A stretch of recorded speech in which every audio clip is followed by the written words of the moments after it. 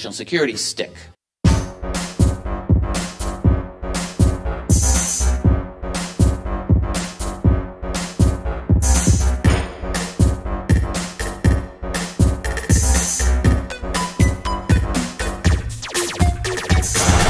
Nietzsche, of course, announced the death of God and called for the birth of the Übermensch, the Superman, who would take humanity to new heights and to create a new world order.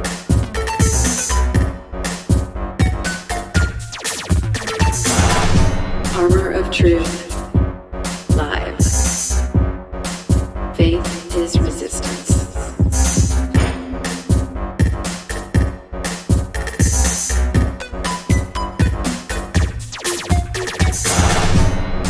Find us at the Brad from Carolina YouTube channel.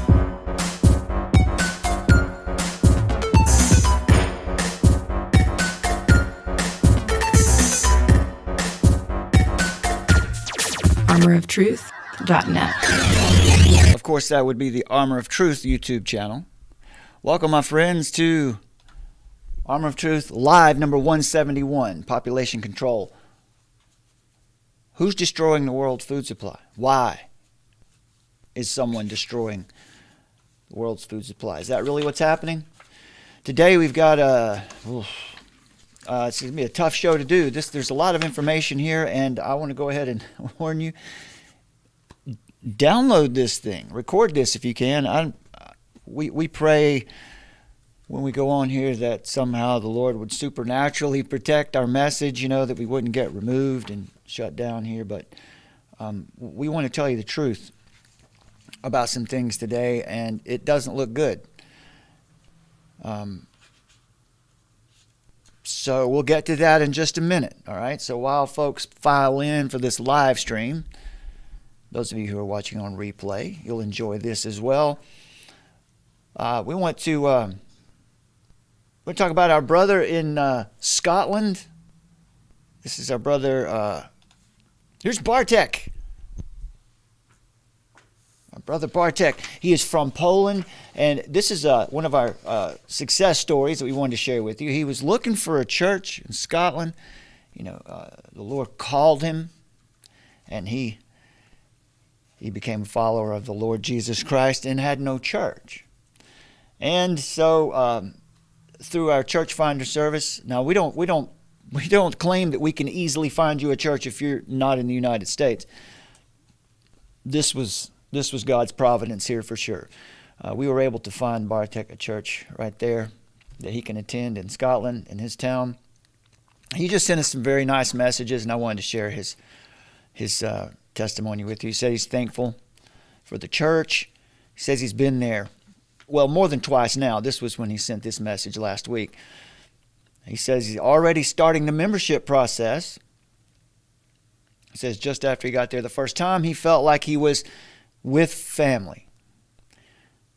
He says there's not that many people there, but maybe that's for the best right now.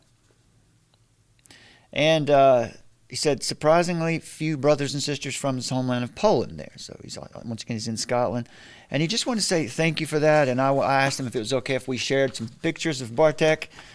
And so this is really encouraging, and I want to share this with you, all of you, to thank you for supporting us and giving us the opportunity to do these things. This is really the rewarding part here.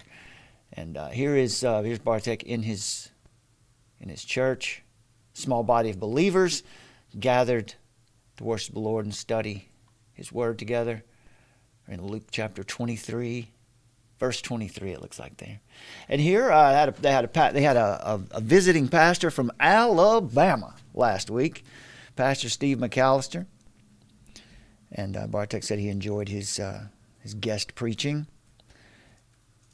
And he said that they had an international meal at church last Sunday, and he made lasagna and profiteroles, which are like eclairs, sort of. Bread filled with cream, covered with chocolate, good stuff. He said everyone loved it. So he says he's feeling more and more like he's at home every day there. So we just want to praise God for this. This is really great news. And thank you, Bartek, for sharing the pictures. And, praise the Lord. This is what it's all about. So I wanted to share that with all of you out there who support us so that you could share in the encouragement. Okay, let's pray for Bartek in Scotland and his brothers and sisters who gathered there to worship. Okay, we also had, over the last day or so, I put up a poll question. It doesn't have to do with today's show, but it does have to do with an upcoming show. And I wanted to have some data and give everyone a chance to respond to this before we do a show with Tony Costa upcoming about the Eastern Orthodox Church, about the doctrine. And so as a little precursor to that, I just threw this up. Which of these is a false church? And we have to define our terms. What is a false church? Well, a false doctrine, a church that teaches false doctrine. False doctrine is any idea that adds to, takes away from, contradicts, or nullifies the doctrine that is given in God's Word. Anything that strays from the canon. All right. And so out of 142 votes, you can see what the results here are.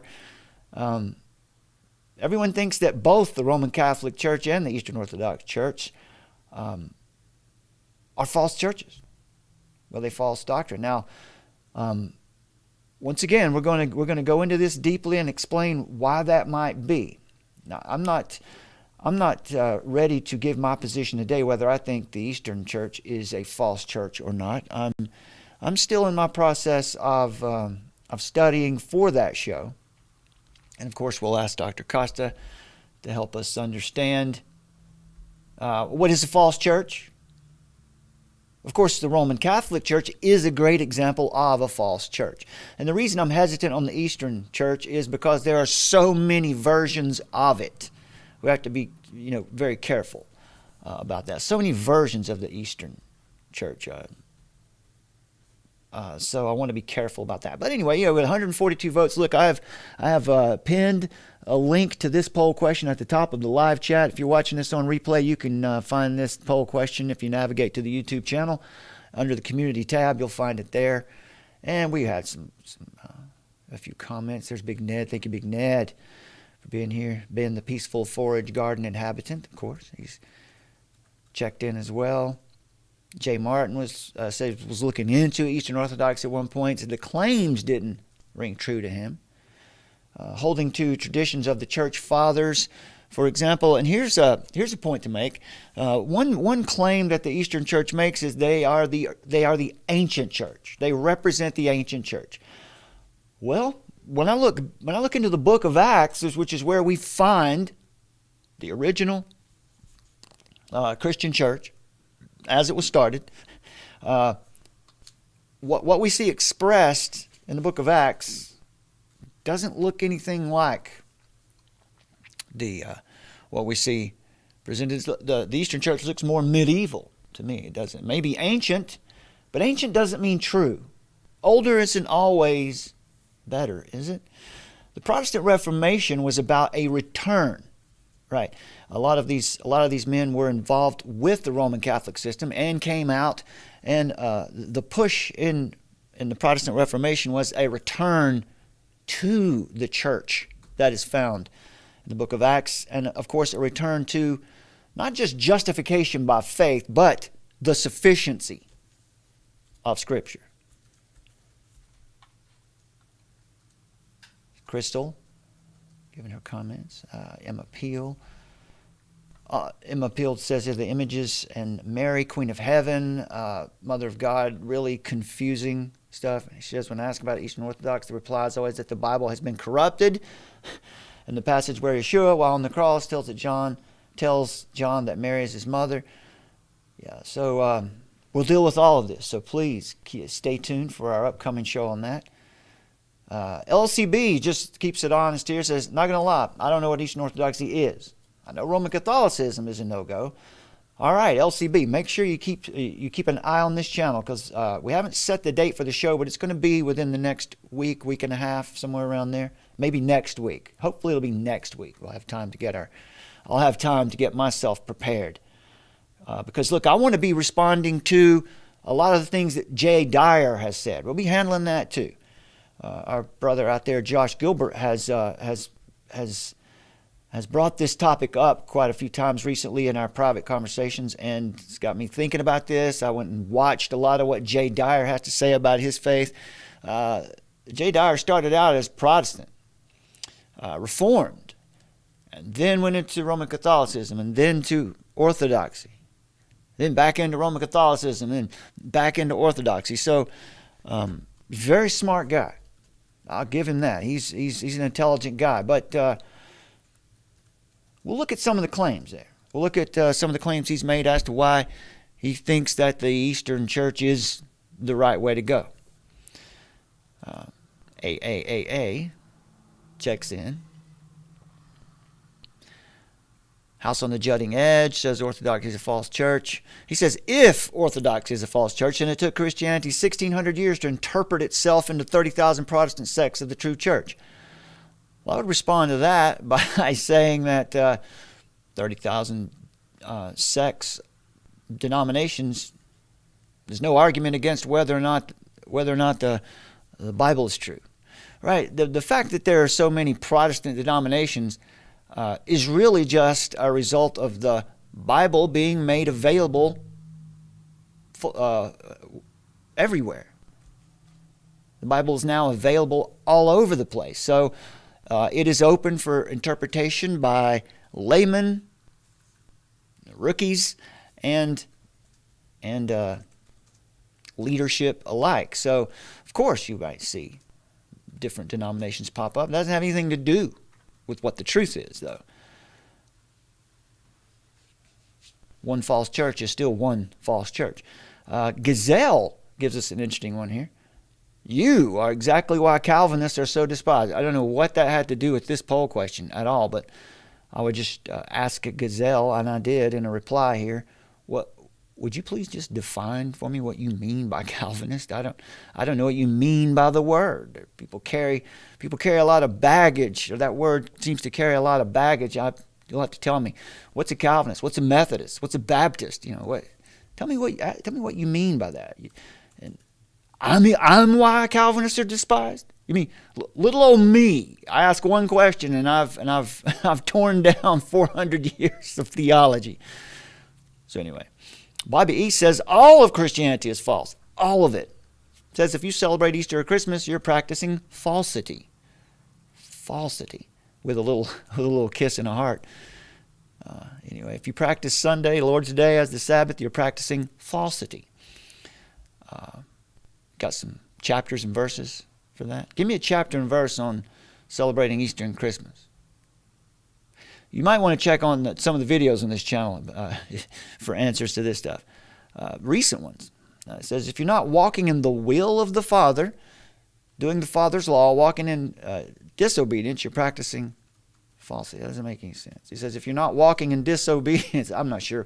Anyway, Bobby E., thanks for your comment. It says, if you're still eating pork, crab, and shellfish, this is like an interesting version of Hebrew roots or Adventism. There's a lot of confusion here. So let's pray for Bobby E.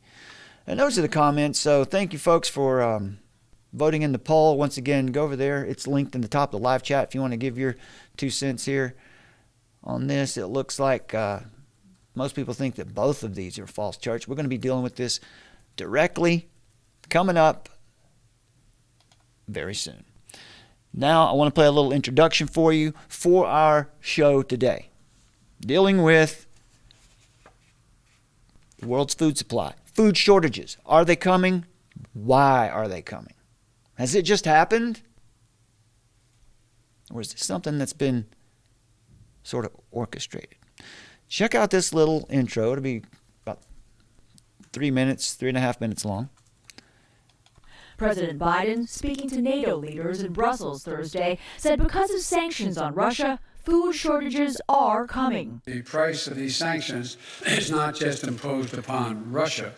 It's imposed upon an awful lot of countries as well, including European countries and our country as well. Ukraine and Russia produce about 1/3 of the world's supply. Groceries are already about 8% more expensive than they were last year. And those expenses are not just hurting consumers, but also food banks like this one in Boston. We used to be able to buy chickens for 80 cents a pound, somewhere in there. Now it's like $1.50 a pound. The U.S. is producing less wheat than it used to. As to why the U.S. is producing less wheat, factors include the drought and farmers switching to more profitable crops.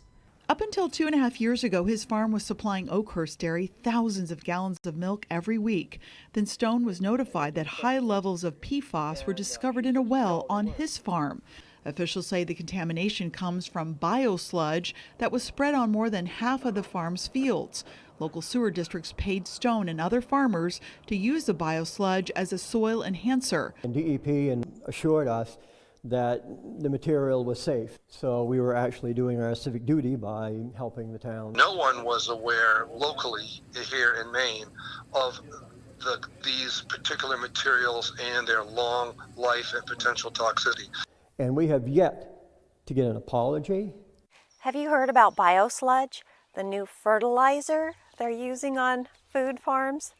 They call it a fertilizer, but it's liquefied toxic human waste and dead bodies that they spray onto the fields and apply the certified non-GMO label to their packaging. Biosolids, otherwise known as sewage sludge, may harbor toxins, pathogens. The sewage sludge that's recycled into compost contains everything that washes down our sewers. Human and animal feces, industrial chemicals, medical waste, oil products, pesticides, and home cleaning products, including lead and mercury, flame retardants, which are known to be endocrine system disruptors. Since 2003, the EPA has allowed marketers to substitute the word compost for sewage sludge or biosolids.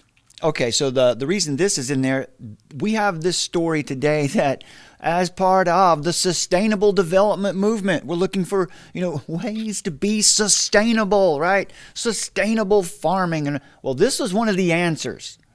This was one of the answers, one of the very first answers that came out of the movement. Yeah, let's just use all of our human waste and the waste that comes out of our sewers.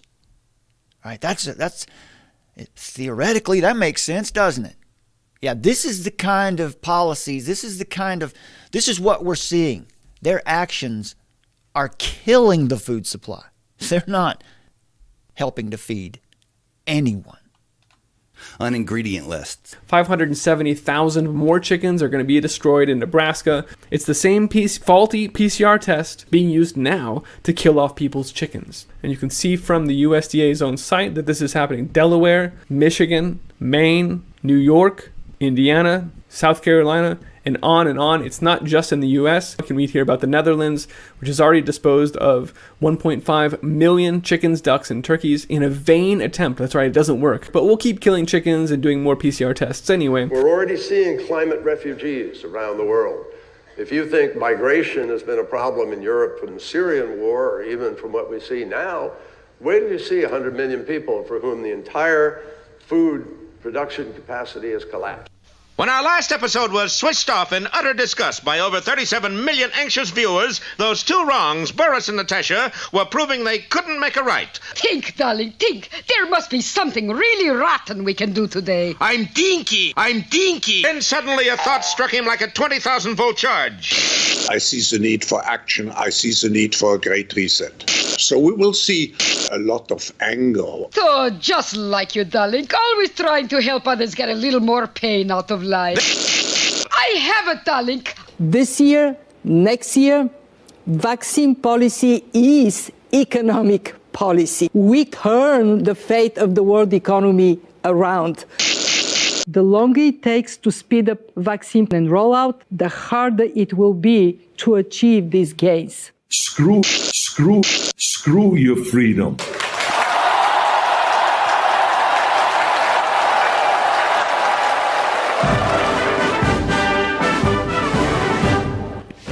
And there you have it. just added that piece on there at the end for you, just to make the case a little more loudly. So you heard in there, lots of killing off livestock, millions, by the millions. I've got a lot of stories here for you today. They're going to show you that something is up. The kind of lies that are coming down to us from above are, well, today, it's not even hidden. It's right out in the open. Obsession with the end of the world is a sure symptom of having a flawed or incomplete worldview. The rejection of absolute truth, objective morality, a maniacal fixation on power, combined with the very real, even if suppressed, fear of the creator of the world and all that's in it. This is a syndrome that we see present in those who are currently believing that they control the world. For years, we've been watching world leaders back policies and programs that are intentionally destroying the environment with geoengineering, chemtrails, genetically modifying the food supply, creating super pathogenic bioweapons, and overall pushing unrealistic fears about the climate. All of which are manufactured and create a context for them to compel austerity measures upon the masses. The demoralization of the United States from within has been staggering in the last 20 years alone. We've seen a shocking plunge into depravity where moral relativism and expressive individualism have become so normalized that the people now believe anything. They might even believe that a corrupt authoritarian regime in Central Europe is actually a heroic model of righteousness. People today might believe that sewer sludge is the right way to fertilize crops. But these lost leaders are also creating false narratives and squelching objectivity in order to provoke the world to want war. But why? Why would they do this? Well, the jig is up. There is nothing hidden here, after all.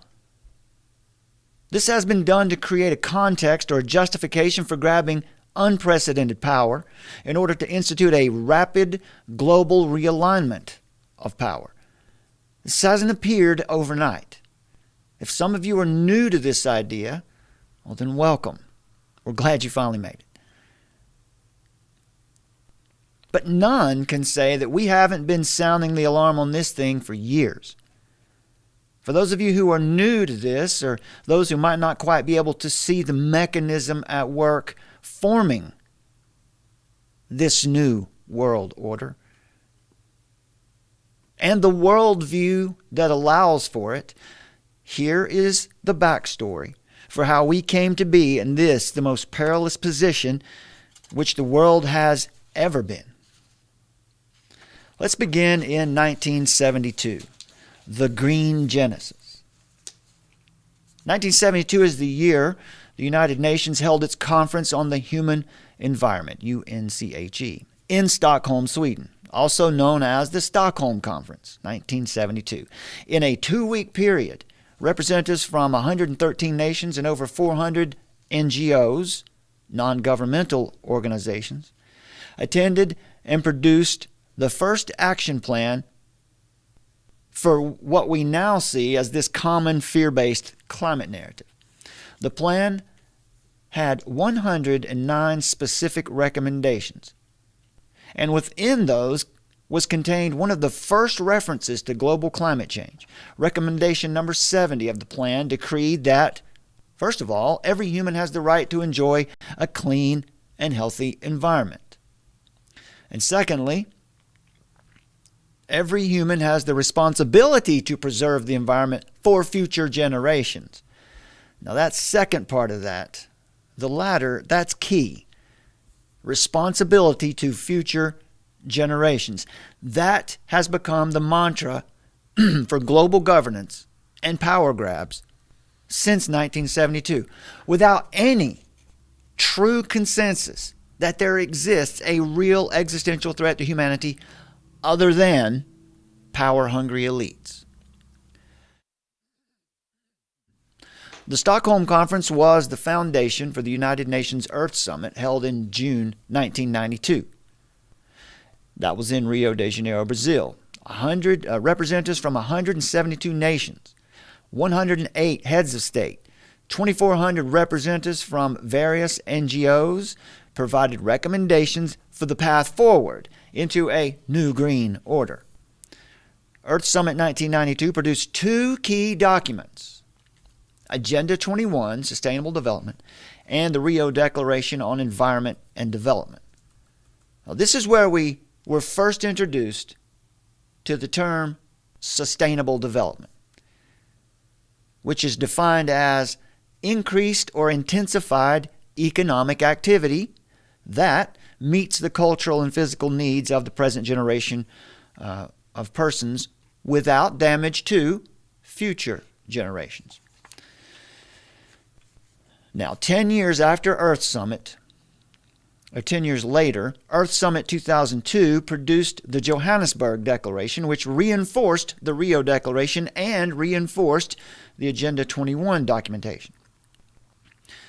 At the Johannesburg Declaration, they called for an end to all conditions that threaten sustainable development, including, now this is a strange list, an end to all conditions that threaten sustainable development, including drug use, corruption, an end to corruption. How about that? Terrorism, ethnic intolerance, an end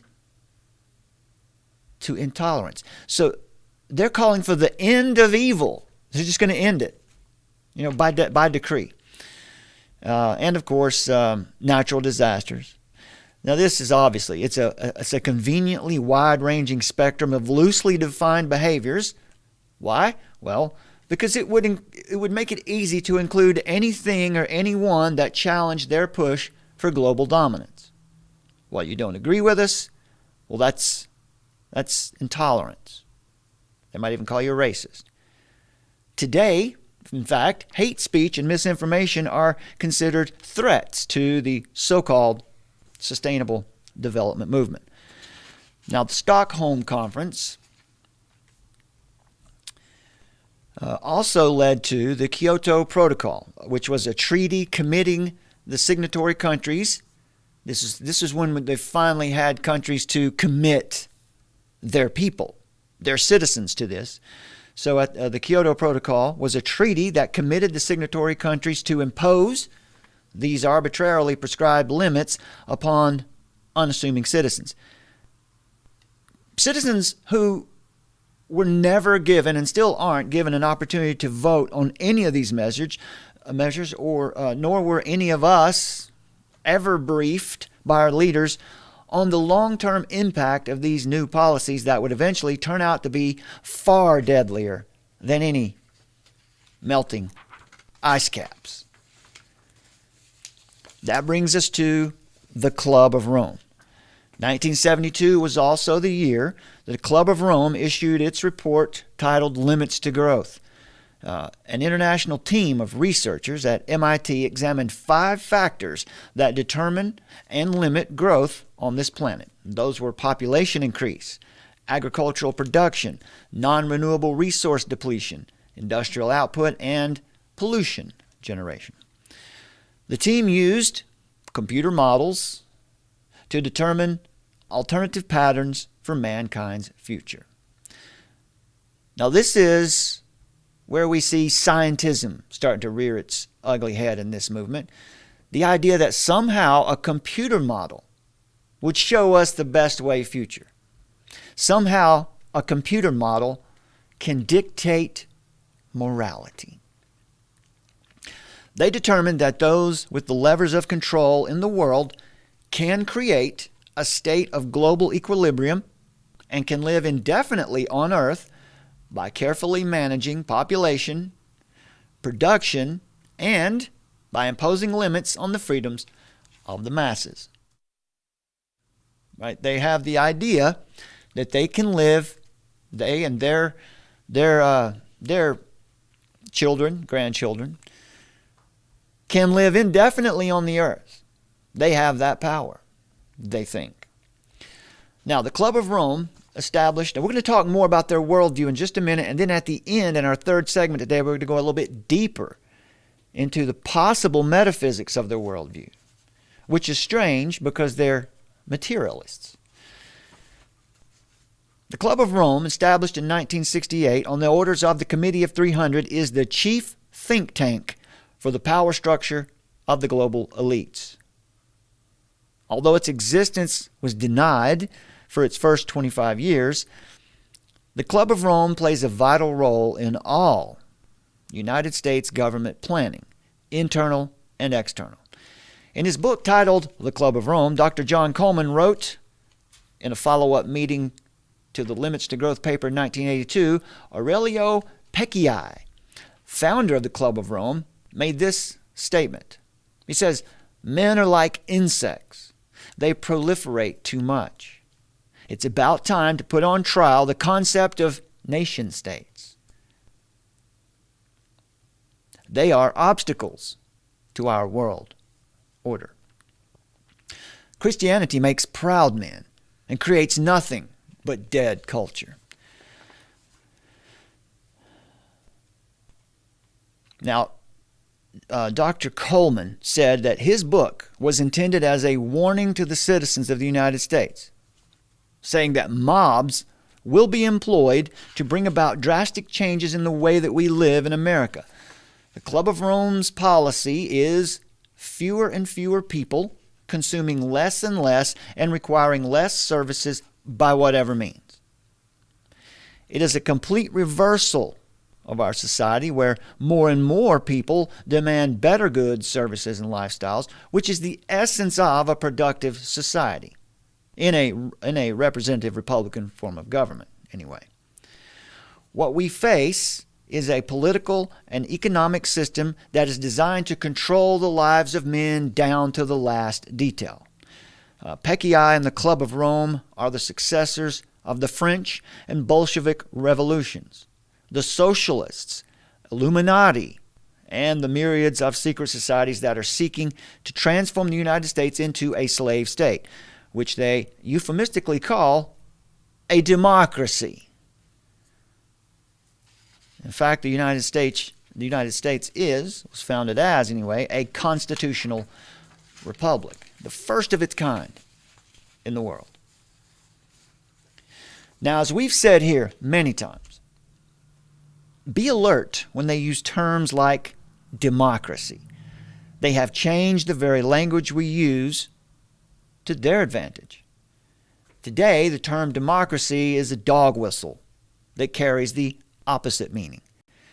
Dr. Coleman said in his book, democracy has a long history as being the wrecker of free societies. Our founding fathers once said every pure democracy in history has been a total failure. And they did not intend that the United States should end up as a failed democracy. In the Club of Rome's 2021 report, titled Learning New Ways of Becoming Human, they make this boast. While the emergency calls for immediate action to new forms of governance, emergence is about whole systems change at all levels, and first of all, the cultural one. Emerging from it, the old order will require a reconfiguration of our societal arrangements through a journey into largely uncharted territories.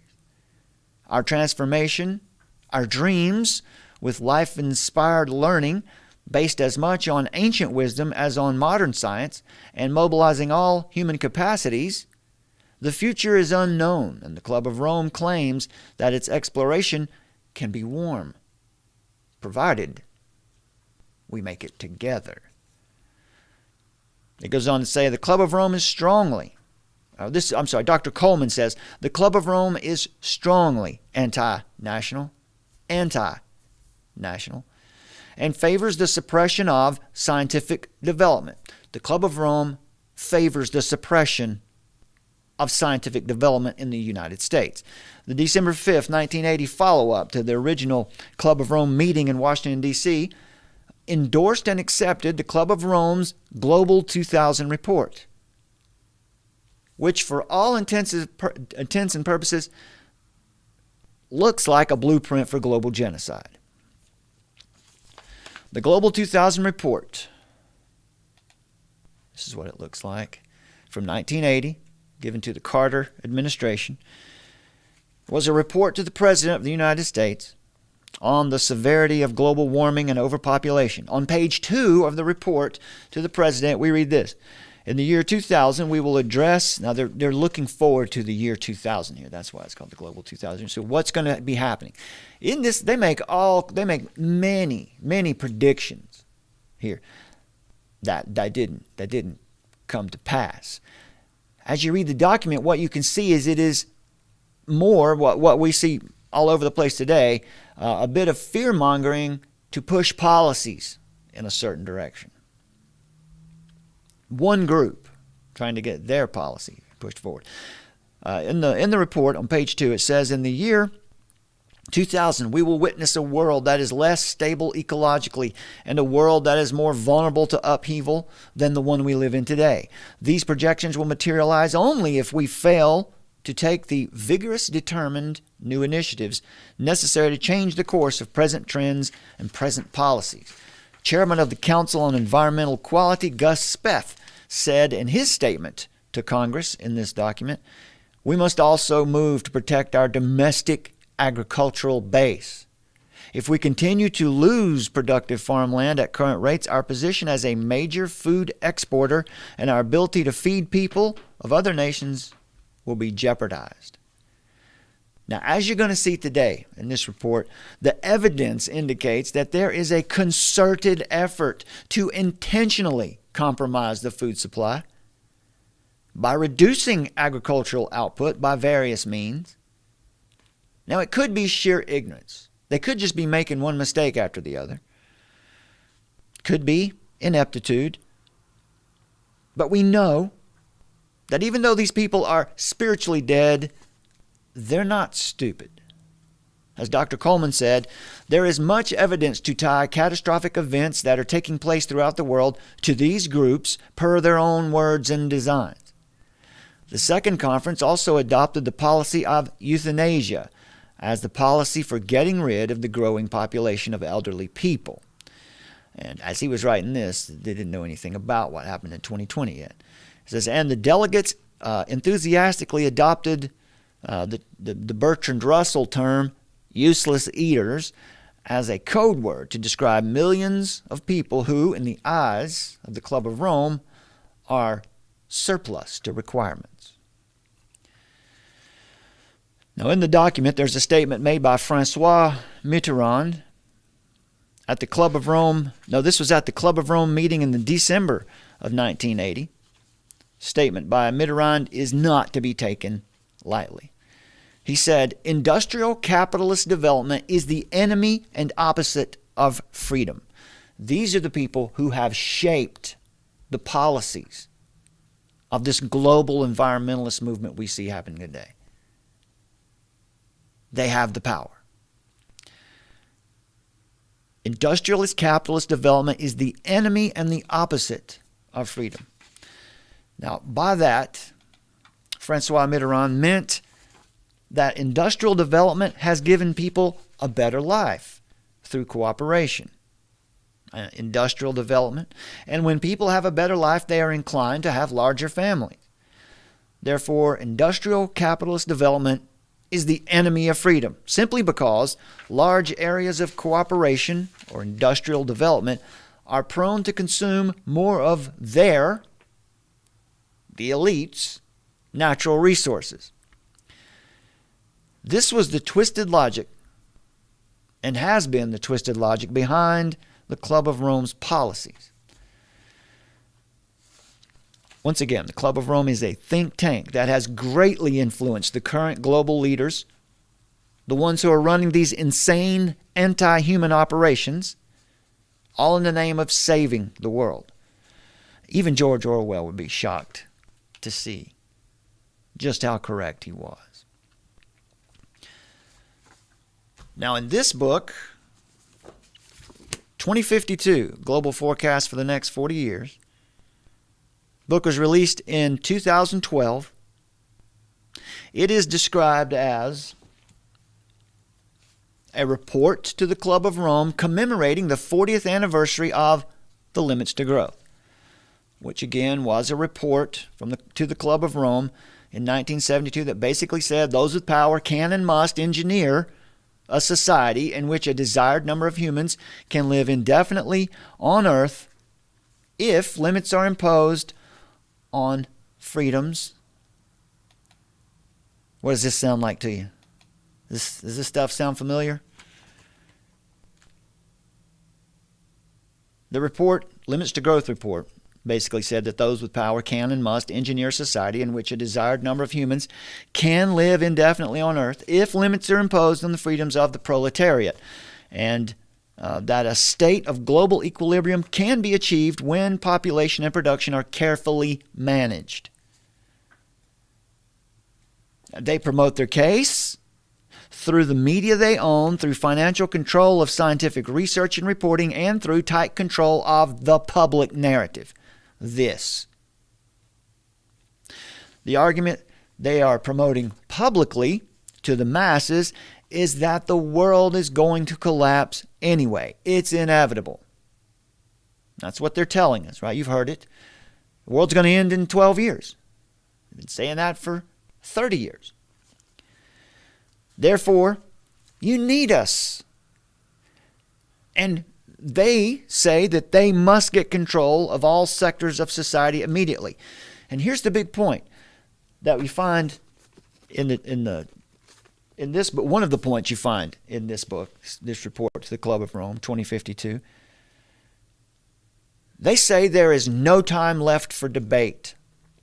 It has become clear to those with eyes to see that their true intention is to collapse the world economies on their own terms, to orchestrate a controlled demolition of the world systems in order to rebuild it according to a long previously determined plan of full spectrum dominance. Now, at some level, this might even sound reasonable if we were really looking at existential threats. So it might sound reasonable if it was stated without any of the further context, because of course we don't want to overproduce and pilfer the planet to our own extinction. As image bearers of God, we're commanded here to be good stewards of the planet. But the question is this: what is really happening? Are these reports of climate change and the dire necessity for global action truly necessary? Most importantly, this question: by what standard are these limits on the freedoms of people being imposed? What worldview do these elite decision makers hold?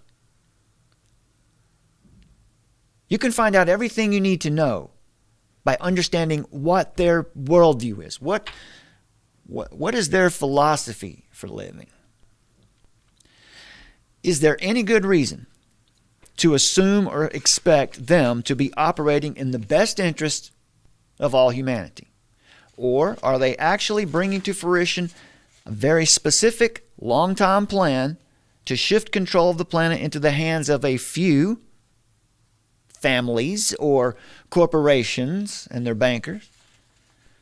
We submit to you that the evidence boldly proclaims that the latter is true, and that their plan has moved from the planning stages and is now fully engaged with its effects upon humanity, globally plain to see. So what is this worldview? And once again, in the third segment today, we're going to talk a little bit deeper about their worldview and some of the metaphysical implications of what they're doing. But generally, in their writings, in the way they make policy, this is their worldview. Dialectical materialism. According to the prevailing worldview of those who appear to be in control of this movement, the lives of human beings can be reduced to predictable data points. They believe that our ideas result purely from physical interactions and are always in a state of change. They believe that struggles arise among human beings which lead to changes, which lead to new ideas. As you can see, in short, it's Hegelian dialectic, although in a materialist form. Hegel was not a materialist, but Marx and Engels were materialists. So in short, they are applying the theory of evolution to philosophy instead of organisms. This is a worldview called dialectical materialism, and it is the foundational principle of Marxist and communist political theories. The basic assumptions of this view are, as you see on your screen, there is no metaphysical realm, only physical entities exist. All ideas, thoughts, and even minds are simply an effect of physical interactions, also referred to as naturalism. Now, if naturalism is true, if this worldview is true, then it doesn't matter if you kill 3 billion people. There is no objective good and evil. There is no transcendent source, no transcendent moral lawgiver. There is only man's opinion, each man's opinion. When this worldview is applied to explain how people behave in history, human development, government, and economics, etc., are all driven by the need to survive. So survival of the fittest, the need to survive, that's what causes progress or movement among societies. In this term here, the word dialectical refers to a concept similar to Hegel's dialectic of problem, reaction, solution, or thesis, the initial idea, antithesis, which is the response or the contradiction of that original idea, and then eventually synthesis, which is the final idea formed by resolving the contradictions. And it is usually that synthesis that was already in existence. The answer to your problems was already determined before they presented you the circumstances to experience your problems. Now, the justification for their methods is that all developments of human history have been driven by economic issues, and that today those with the means or power to control the global economy have a moral right, have a moral duty to shape the world in the way they see fit. This means that a transition from capitalism to communitarianism, which means the total elimination of all classes and inequities, is what they claim. They claim that the solution to the flaws of capitalism is to evolve human economics to a global form of communitarianism, which is simply just a new form of communism where global power is to be concentrated in the hands of a few. So what is the plan, man? On page 30 of this book, released in 2052, a global forecast for the next 40 years. On page 30, in the section titled, The End of Slow Democracy, the case for a quick takeover is made. They argue that democracy, while not a bad thing, just moves too slowly. Pondering and consulting and debating the issues, well, that can be beneficial, but we're running out of time. Allowing people to participate in the decision-making process will cause fatal response delays, they say in the book. Democratic decision-making is just too slow for the severity of the situation that we're in. Top-down solutions are now mandatory. Control must be shifted out of the hands of the many and into the hands of the few as quickly as possible before it's too late. As they say, there is no time for debate. Human extinction is imminent. What we really see happening, and in this book as well, and in our world daily, they're proposing solutions to problems that they created. Problem, reaction, solution. But this approach, the approach they're using, is doomed to failure, and I can tell you why. That's not good news. Let me tell you, the fact that they're going to fail, that's not good news for us, right? Because their failure at this is going to leave a dystopian result far worse than the dystopia that they had originally intended. Operating on the assumption that there is no such thing as God or any reality beyond the physical, and assuming that man is and must be the absolute authority, is the first fatal flaw. Next, their assumptions about human nature, including themselves and their own colleagues, are fatally naive. What do we mean by that? Well, in order for their operations to ultimately succeed, which their plan to evolve society from slow democracy and capitalism all the way to communitarianism, where leaders will rule by immediate decree. In order for them to achieve this, human beings must be capable of acting in the best interests of others and never out of selfish desires. They have to be able to work together. This is profoundly unrealistic, especially among their own ranks. God has taught us in Romans chapter 1, verse 22, Psalm 14:1, that whenever man attempts to explain truth without God or to interpret history without truth, the result is disaster.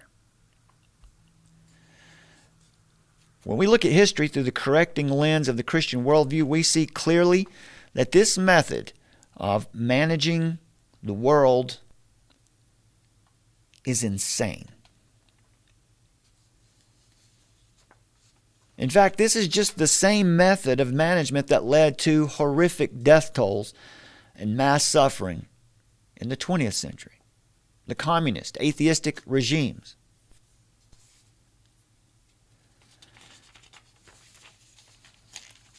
And another part of their plan that stands out to me is that carbon is everywhere. Carbon is called the essential element of life. It's the fourth most abundant element in the universe, the 15th most abundant element on Earth. Carbon is the second most abundant element in the human body, second only to oxygen. Carbon is present in all known life forms. Carbon is the essential element of life. Yet, there is a raging global push to remove carbon everywhere.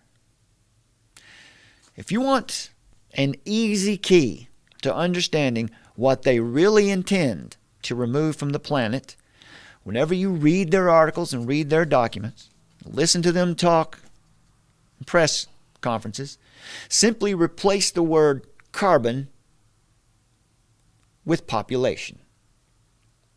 We have to reduce our carbon footprint. We have to reduce our population footprint. This will give you a little insight as to what's really going on once you can figure out how they've twisted the language for their own means. Now, in 2052, I was going to share just a little bit of just a little bit of what they were saying here in this book. Now, in this section titled "Shuffling Towards Sustainability," This is Jorgen Randers. Randers says, democracy and capitalism both share an attraction for tradition.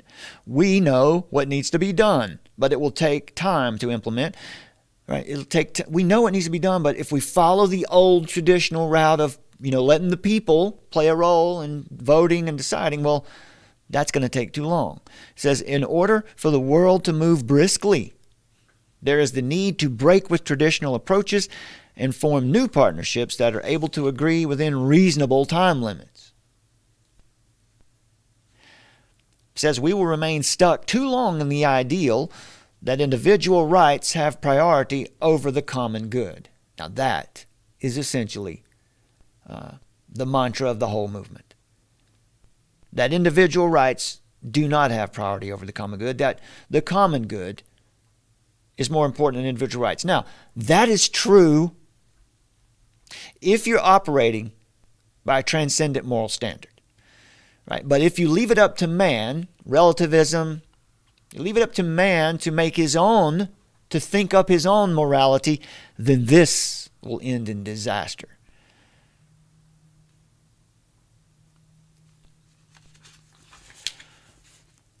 They say the Western world, this is Carl Wagner in a paper titled Intergenerational War for Equity.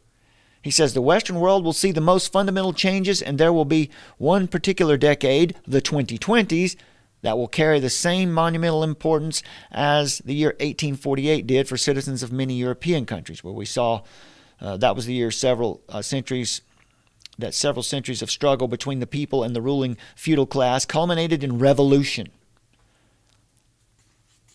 Says over the next 40 years, we will see the crumbling, first, of the old paradigm, and second, of the structures that build on this thinking, namely the system that helps maintain the current wasteful, exploitative, and spiritually and emotionally underdeveloped civilization. So they're going to help us to grow spiritually and emotionally. That's their claim. But they say this transition will be neither smooth nor peaceful. They say the current outdated paradigm will disappear faster than many think. Realities will change because of sheer necessity. There won't be room on the planet for enough business as usual. A new belief system will replace the old. He says the dominant interpretation of Darwin's theory that life evolved through competition and survival of the fittest will be replaced by an understanding that advanced life evolved through cooperation and not through domination. Now, this is where we're going to get into the idea of Gnostic Darwinism. Segment 3, we'll talk more about that today. Carl Wagner says, a new understanding of community will emerge in the form of a modern blend of traditional community life and values and a more benign form of individualism, which grasps the value of collective solutions. That's fine. Grasps the value of collective solutions according to what standard? According to whose morality? They say the main force for change will be disenfranchised young people. Think Antifa right now. Think the color revolutions in Ukraine. Think the Arab Spring. They are already now beginning to wake up to the fact that their parents and grandparents are in the process of leaving them an exploited planet with degraded life support systems, indebted economies, few jobs, and no affordable housing. In developed countries, they also inherit the responsibility of caring for an increasing number of retired people who plan to receive pensions and health care for the next 30 to 40 years. Does it sound like that they have any justification for getting rid of quite a few old people over the past few years? He says, we'll see young people lead in the fight for a universal right to a decent life and a decent job. Right, but why will they be doing it? Will they be doing it because they naturally came to that conclusion, or is it going to be fomented? He says other crucial drivers will be urbanization, climate change, of course, peak oil, and declining population size. It says declining population size. everywhere you read, the predictions are that the population should continue to increase. But here they're saying one of the drivers of this change is going to be declining population.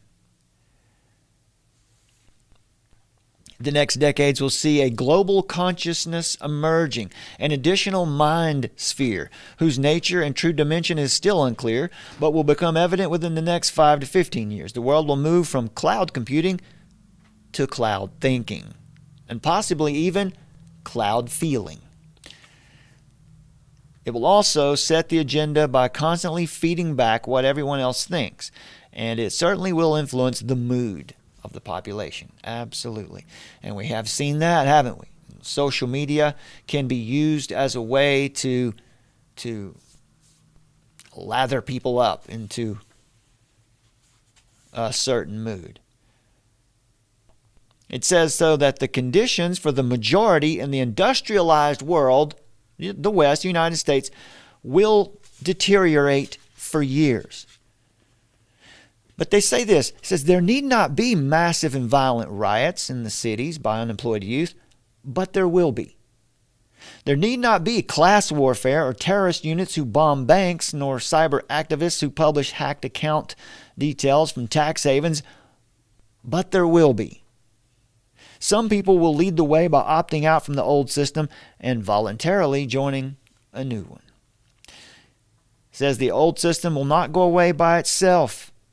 It will have to be forced out. The shift could happen through peaceful conversation in parliaments, but it won't. The revolution will be global.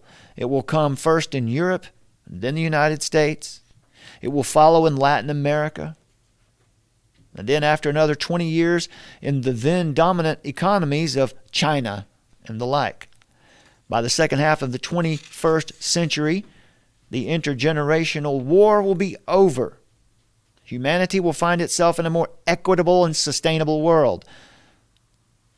By 2052, the young will be better off at the cost of the elderly. The young will be better off at the cost of the elderly. Now that's Carl Wagner, biologist, environmental campaigner.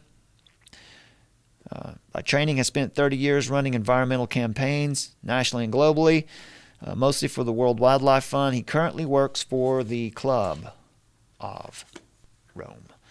2052, global forecast for the next 40 years. You'll be hearing from more of this soon. Let me take the opportunity right now to let's do a little BFC book club. That's what we used to do here. Let me share with you guys some texts that you're going to want to have if you want to understand what's going on around you. You want to be able to talk about it intelligently with people so you can either help them or debate it with people, with your friends who are lost in thinking that this system is somehow for their benefit. This one, if I can remember to do this, we'll include all these titles in the description here after the video. But 2052, you're going to want that one. We've just been talking about that. Let's go back in history a little bit. You're going to want this one. This one's going to help you to understand the way they think, the way they talk, how they promote their policies. Propaganda by Edward Bernays. Some basic text for you to understand. This is one also if you want to understand how specifically the progressive left works today. You're going to want this one. Rules for Radicals, Saul Alinsky. By the way, this is the one, some of you might remember, this is the one that Saul Alinsky dedicates to Lucifer, right here. There you go. Anyway, this gives this is the way that, at least for the last 20 or 30 years, that the progressive left has thought and moved ahead their ideas. And it is quite revealing when you get in here and you find out what some of the tactics that they use are. And look, it's take no prisoners. It's take no prisoner stuff. We won't go into it right now, although I'm tempted to. Here's an example. You want to change language. It says the question may legitimately be raised. Why not use other words that mean the same but are peaceful, do not result in such negative emotional reactions? He says to use any other word but power is to change the meaning of everything we are talking about. As Mark Twain once put it, the difference between the right word and the almost right word is the difference between lightning and the lightning bug. He said, new terms are meant to tranquilize the masses. We strive to invent sterilized synonyms, cleansed of the opprobrium of the word power. See, we're not going to say we're going to take power anymore. It says we're going to solve problems. We're going to it's common good. We're going to do it for the common good. He says, but the new words mean something different, so that they tranquilize us, begin to shepherd our mental processes off the main conflict-ridden, grimy, and realistic power-paved highway to life. So in this chapter, they're talking about ways to use language. For example, you're going to use the word democracy because people get a warm feeling when they hear that word. But by democracy, you mean utter tyranny. You mean totalitarianism. For example, okay, there's that. This is the one that you all should have. Rosa Corey, who has passed away now, unfortunately, from an illness last year. I think she passed away in 2021. It was last year. Behind the Green Mask, UN Agenda 21 will take you through it all. You'll understand communitarianism when you come out of this book. That is the political philosophy behind everything that you're seeing happen in front of you today. She describes the Delphi technique. She describes it all. This is a book you have to have. One that's a little bit older, one that was a little more cutting edge from back in the day, Steve Malloy, founder and publisher of junkscience.com. Here you go. Green Hell. How environmentalists plan to control your life and what you can do to stop them. And you don't really need this book, but this, because it's available right there on the United Nations website. It tells you right here in the front of this book where you can read this online. It's not hidden, but this is you can go to un.org/ESA/SUSTDEV /Agenda 21, and you can read the entire text. This is what came out of the Rio Earth Summit in 1992. This is the document. This is Agenda 21. Those are a few. Now, from the Christian worldview, you're going to want this one. If you want to understand why we're here, how we got here, and what the way forward actually is from the Christian perspective. Mission of God by Joseph Boot. All right, this thing is thick because it is an encyclopedia. It's not meant to be read in one sitting. It's a reference. Okay, let's move on before I get carried away here.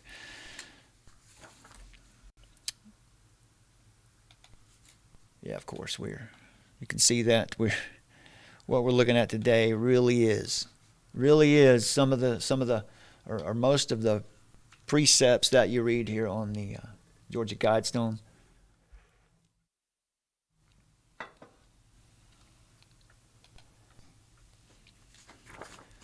Now, in October of last year,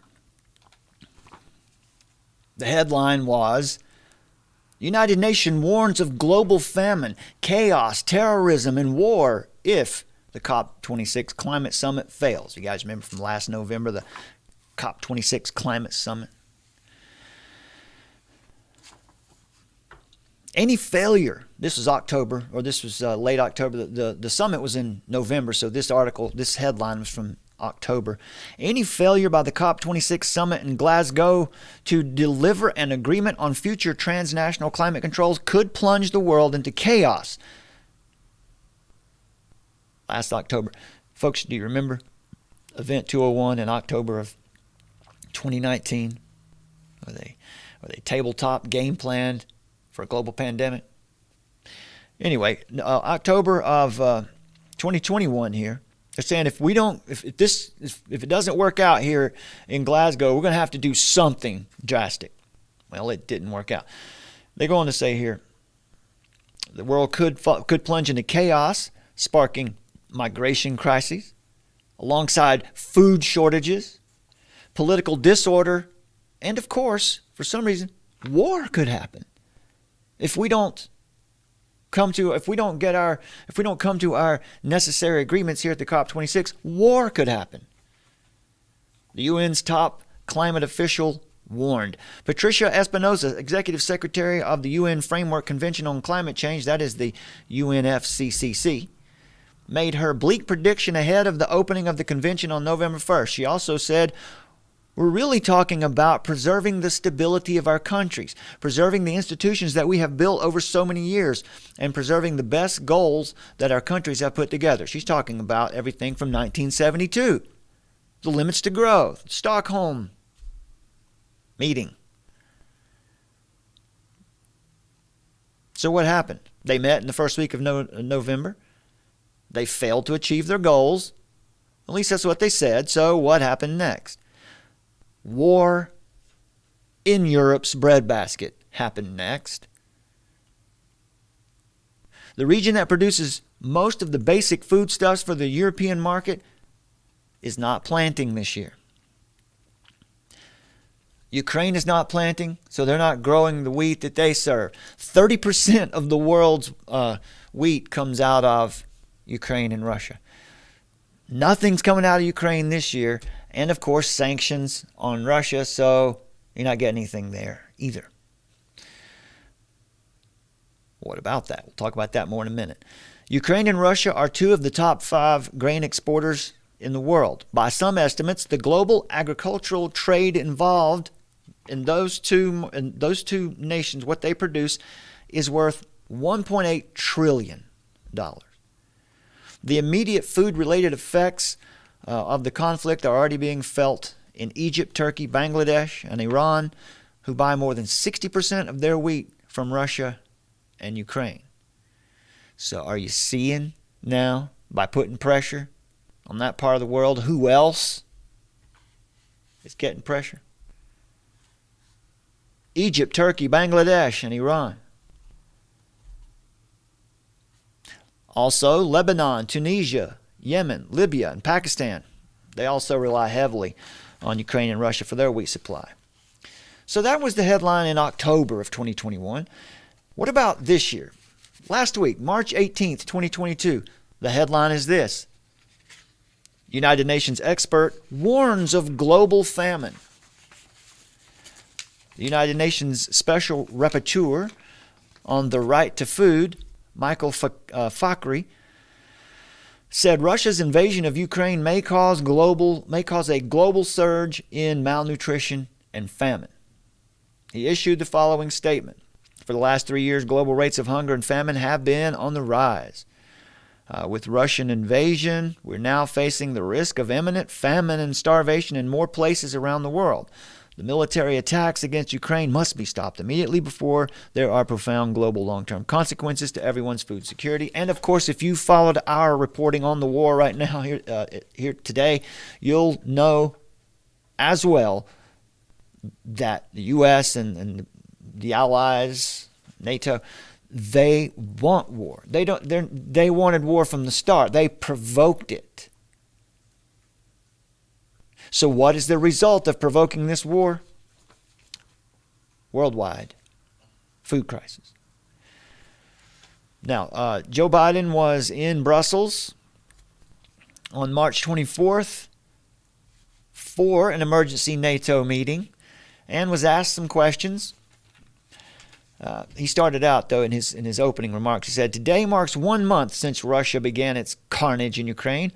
My overwhelming objective with our NATO and European allies is to keep the pressure on."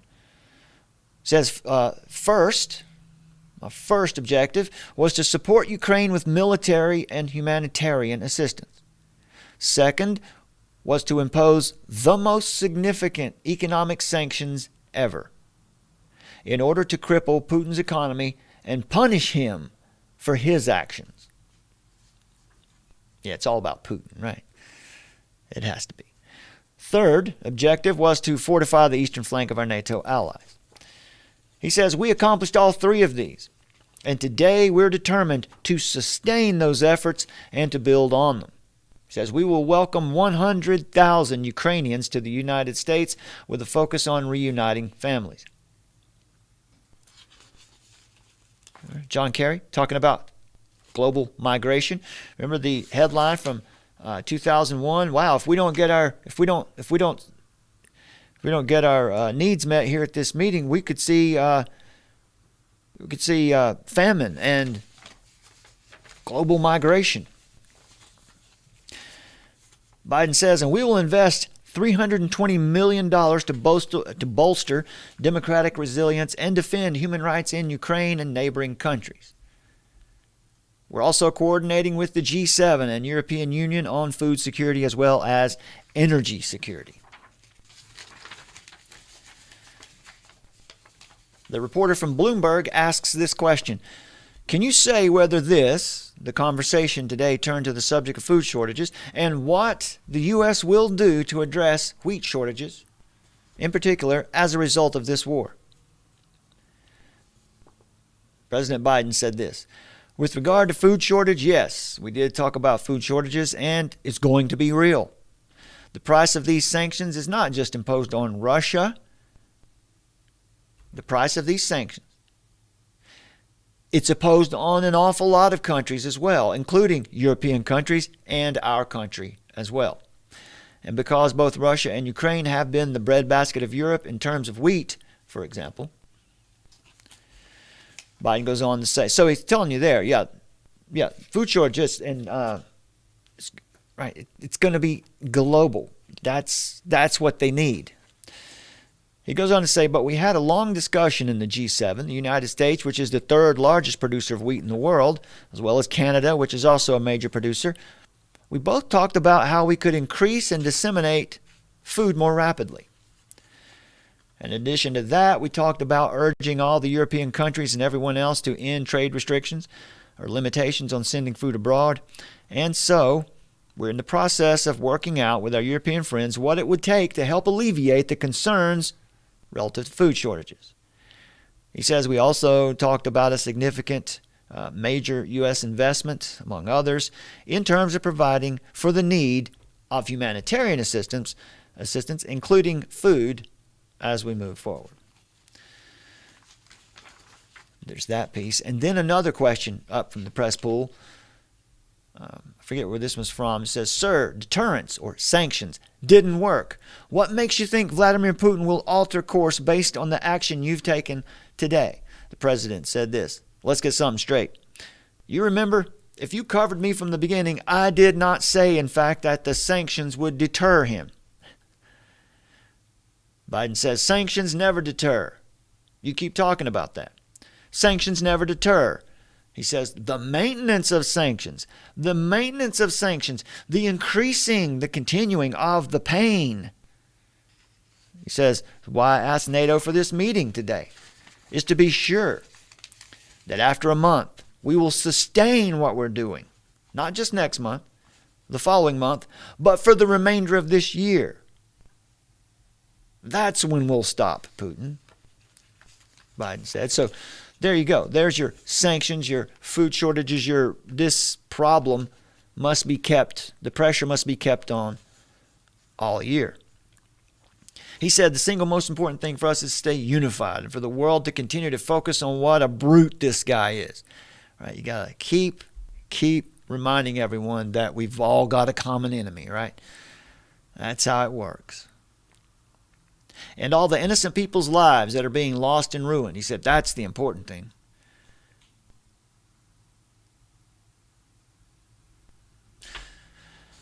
So in February of 2022, they told us that sanctions are going to deter Putin. We're going to put sanctions on so he won't start a war. Okay. Last week they said, no, wait, sanctions are not a deterrent. We never said that. Now, today, they're saying long-term sanctions. That's what we meant all along. Biden said, after we've had these sanctions on all year, then we'll stop him. That's how we do it.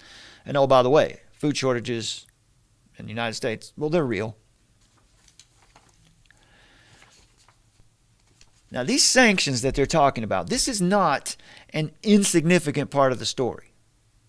This is a very important part of the narrative right now. In fact, right now, sanctions are the story. So let's think about this for a moment. There is no question that the United States alone, just the United States military alone, could go in and mop up Ukraine and Russia, end it quickly, no question. They could do this without NATO, but they do have NATO. But going in and mopping up with bombs and militarily, not even necessary. Vladimir Putin has been very clear in all of his public speeches that he is open to diplomacy. Why? Because Vladimir Putin is really interested in keeping his western border free of NATO nukes. It's his responsibility. He's also interested in restoring Ukraine to some form of stability, which Ukraine hasn't seen in decades because of its own authoritarian oligarchs and, of course, the corrupt Western puppets that come in and plunder and pilfer the country. Ukraine is not a model of democracy like the media is selling you. Unless they intend the word democracy in the Orwellian sense, anyway. And the people of Ukraine were not thriving under that cowboy hat, Zelensky. That place has been rife with color revolutions, civil war for decades. What Putin says he wants is a stable Ukraine, and a Ukraine that is not crawling with NATO troops and weapons aimed at his face, aimed at his own people. That's right. Russia has people too. Had you heard? Had you heard from the media that Russia has actual image bearers of God living in it? That there are actually people there too? Yeah. They deserve consideration.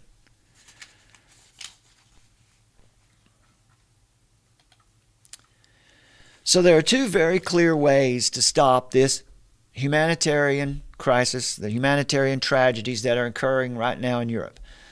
If the humanitarian need was truly their concern, they have the means to stop it now. Russia is not the former Soviet Union. Putin doesn't have the overwhelming military strength that our government and the media want us to believe that they have. They want us to see Putin as the new Hitler and Russia as a superpower threat. But that is not reality. So, if there are clear solutions to this crisis, if we can see that there are ways out of this humanitarian crisis, then why would Joe Biden and the people, the people that are actually running the country, why would they want to put the squeeze on their own people? Because ultimately that's what they're doing. Every sovereign nation's primary concern are three things: food, water, and energy security. Food security, water security, and energy security. History shows us that unless you're North Korea, when leaders lose control of food security or water security or energy security, they usually see violent revolutions and regime changes. And at the very least, that leader's legacy is awfully tarnished. Now, Joe Biden's already lost one of those. He has already compromised United States energy security. You see that every time you fill up your car with gas. That legacy is sealed. He was always going to do that. So, if these sanctions are going to reverberate across the entire world, and he just told you in his press conference, yes, it's going to affect us all. And if their policy, their foreign policy right now, is going to lead to austerity measures for Americans too, then why would Biden risk his legacy? Why would Joe Biden, why would these people risk the legacy of their administration by allowing something as typically preventable and legacy destroying as food shortages and supply chain breakdowns to occur? Why would they do that? The answer is this. It's because they don't work for you. They don't work for us. Rather than serving at the will of the people, this regime clearly serves at the will of the money and the power pushing forward a new world order. More specifically, United Nations Agenda 21 Sustainable Development, the global framework for this new world order. The false global environmentalist movement that intends not to halt climate change, but to move the world from a unipolar world order with one superpower to a multipolar world order, whereby multipolar, they do not mean or intend multinational, but multi-personal. By multipolar, they want to remove the world's leading nation from its inconvenient position and replace this current world order not with a multinational order, but with a multi-personal world order where just a few persons or corporations hold the levers of global control. This is what they're aiming for. So, to simplify all of this, what it means is that the United States must be removed from its position as the world leader of the current unipolar world order. How? By systematically demoralizing the United States culturally, degrading the United States economically, and thus destabilizing the United States socially, by lowering the expectations of the American people through austerity measures that we can clearly see in place since 2020, since the lockdown, since the controlled demolition of the economy. Now, of course, the American people, they haven't lost it so badly that they would agree to hand over their freedom. The American people would never agree to hand over their freedom, would they? The American people would never agree to hand over their bodily autonomy and food security.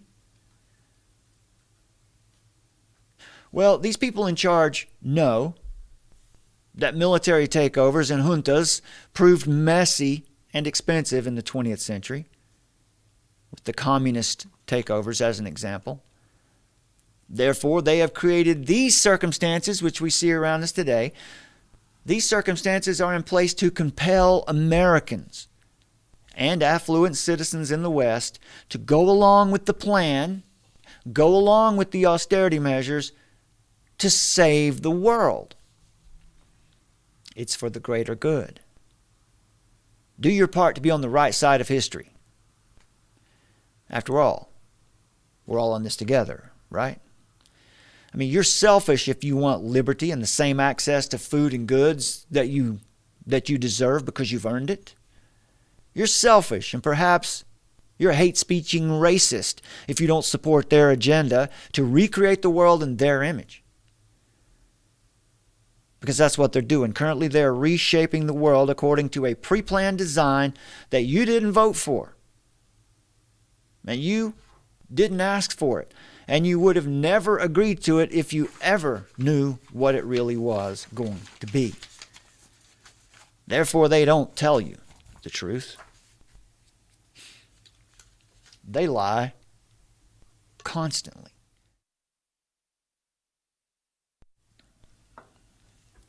Now let's look around and make some points about what is really happening. Are we just running out of food all of a sudden, or is this pressure being put on us? How has it happened that the food supply, if the food supply is legitimately stressed, why has it happened? Is it because of us? Is it our fault? Did we overproduce and overuse? Are we guilty? Ice Age Farmer reported on March 25th. He said, bread and circuses keep the masses asleep, and they're taking away the bread. As Biden announces food shortages are coming, prompting many to go stock up, which likely will necessitate food rationing.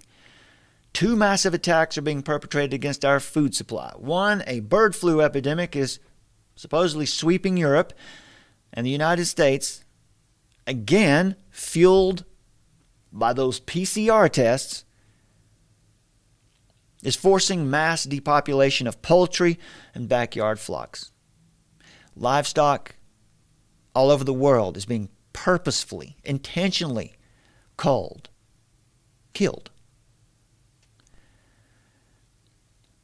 Farms contaminated with PFAS are being shut down. That's what the biosludge you saw at the beginning in the clip I played. The biosludge, that the sustainable way to fertilize crops.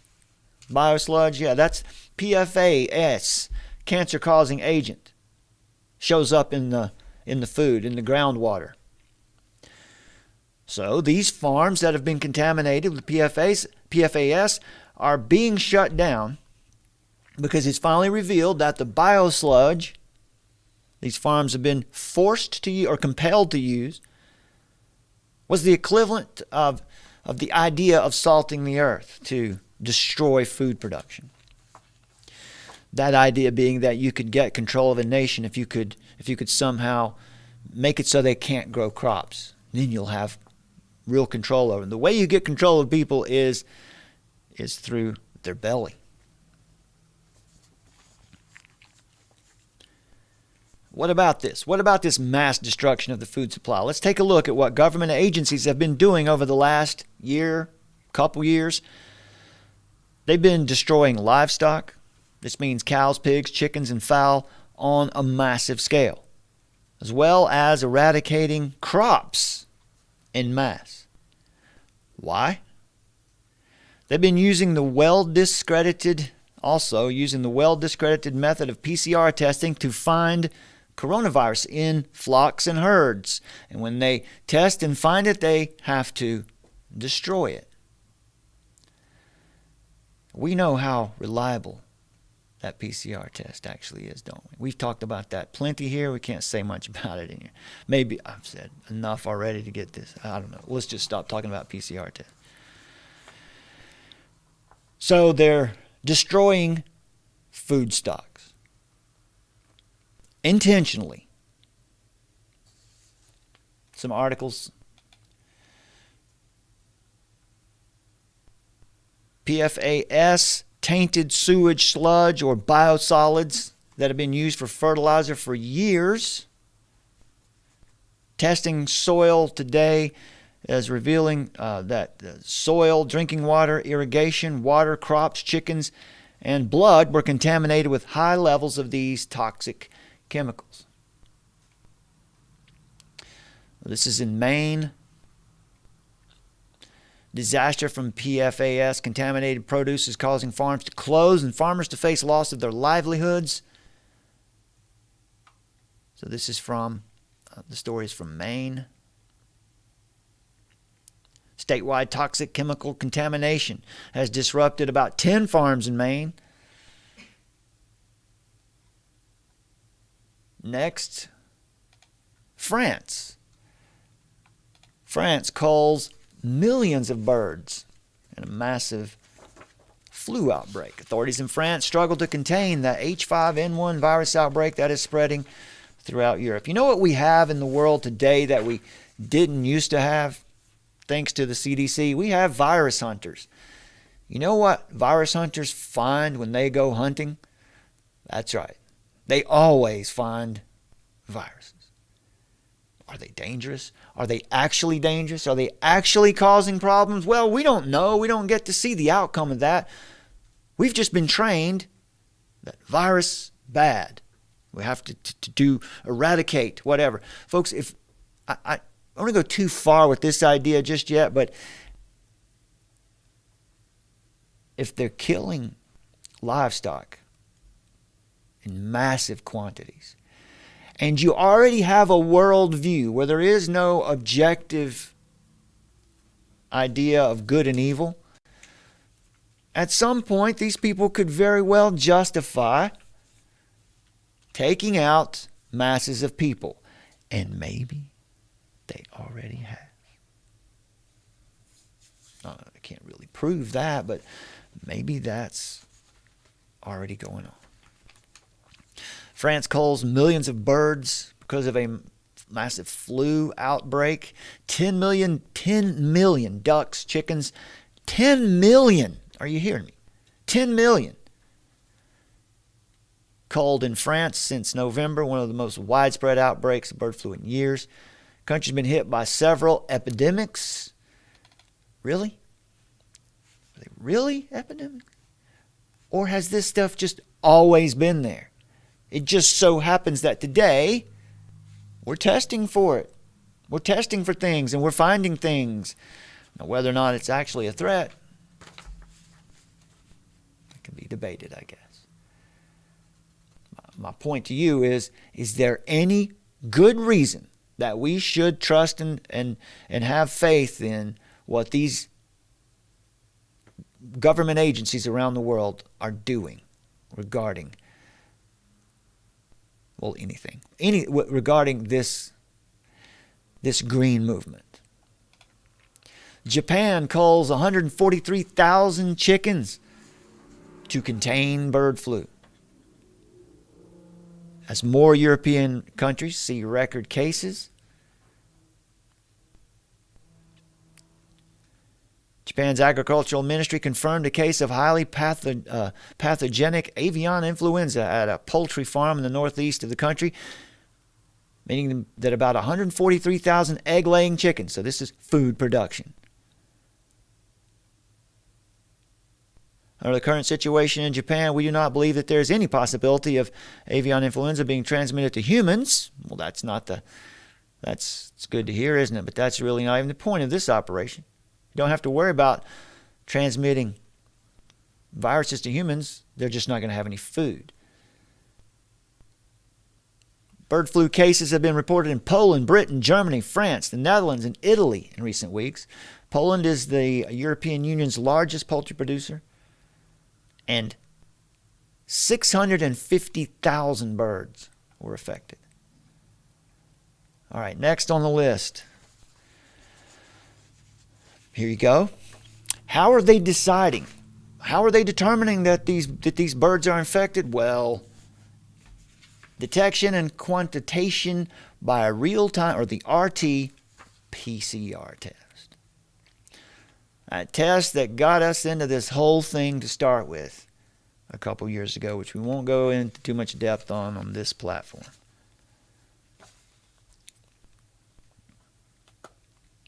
United States agency killed 400,000 native animals in 2021. The United States agency killed, did you know they could even do that? Killed 400,000 native animals in 2021. Listen, folks, it's already in U.S. code where citizens or persons are classified as livestock. So the law, it's already there in the code to cull human beings if it should ever be. And I don't mean in a covert way, I mean in an overt way. We're in weird times.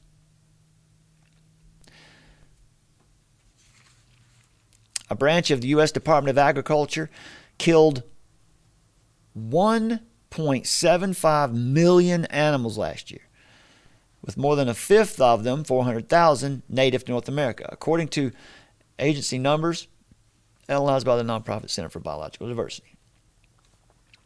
The vast majority of animals killed, more than 1 million, were European starlings, non-native birds famous for their enormous acrobatic flocks. Others killed were feral hogs, nutria, kind of large water rodent, armadillos, alligators, and turtles. Agency spokesman Tanya Espinoza noted in an email to The Hill that nearly 95% of the work conducted by wildlife services is non-lethal, involving strategies like dispersal, relocation, and habitat modification. Well, they certainly did kill 500,000, though. Still, though, death of native species, and particularly carnivores, which many conservationists describe as crucial to keep invasive species out, as part of the ecosystem, is of particular concern to groups like the Center for Biological Diversity. Killing carnivores like wolves and coyotes to supposedly benefit the livestock industry just leads to more conflicts and more killing. That's a good point.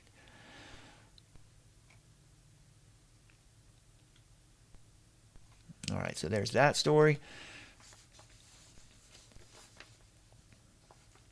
Bird flu cases force killing of over 5 million chickens in Iowa. This is the rest of that story too. Barbaric federal program that kills almost 2 million animals. They were killing animals last year at a rate of 200 per hour. How about that? Did you know about that? This case, French farmers are criticized for suffocating birds in order to stop bird flu. Let's see if we can get away with this without an ad. Nah, we're not going to watch that ad, folks. You get the idea here on this story. We don't need to watch that ad.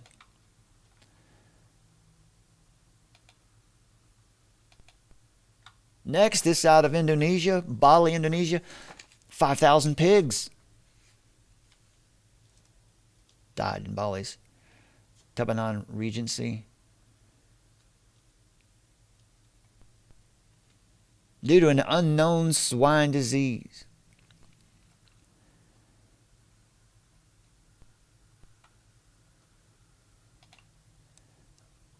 Over 40,000 pigs killed as African swine fever breaks out in North Sumatra.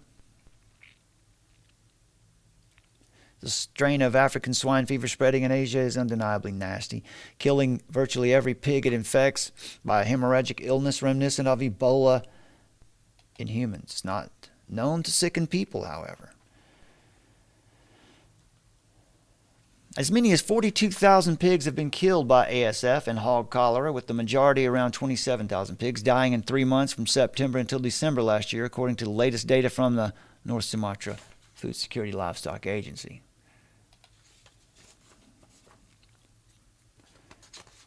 New Zealand ramps up plan to purge all pests.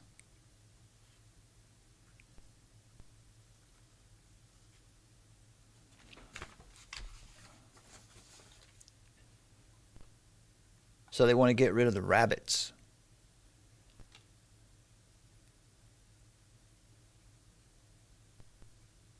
With this initiative they have here called Predator Free by 2050.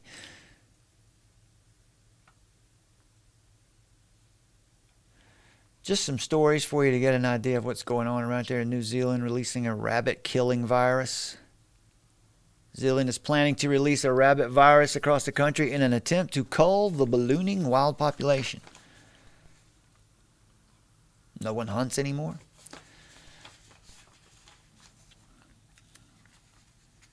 A little bit more here. Calls to ban cruel killing methods on U.S. farms. They're cooking them alive. Use of heat, steam, and suffocating foam to slaughter sick animals is condemned as bird flu epidemic threatens poultry stocks. Vets and animal advocates in the United States are calling for restrictions on these cruel methods of culling birds as farmers face killing millions of poultry due to a highly virulent avian flu tearing through the country.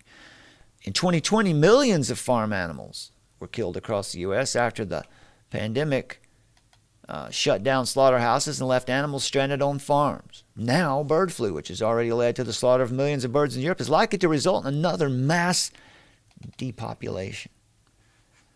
More than 50 million chickens and turkeys were killed in 2015.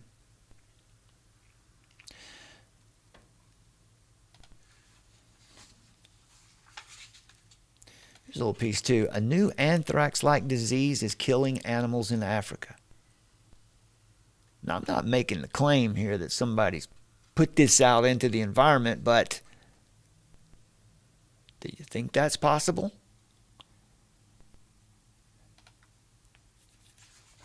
And of course, just to keep everything in perspective here, from the World Economic Forum, you will be eating replacement meats within 20 years.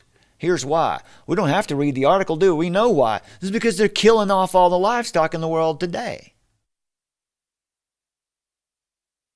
Now, I think it's funny that they show us in this picture. The headline is about replacement meats. It says lab-grown beef burger. I don't know what's in that little container. But I don't trust them that it's got anything to do with meat. I have no reason to trust these people anymore. They don't have your best interest or my best interest in mind.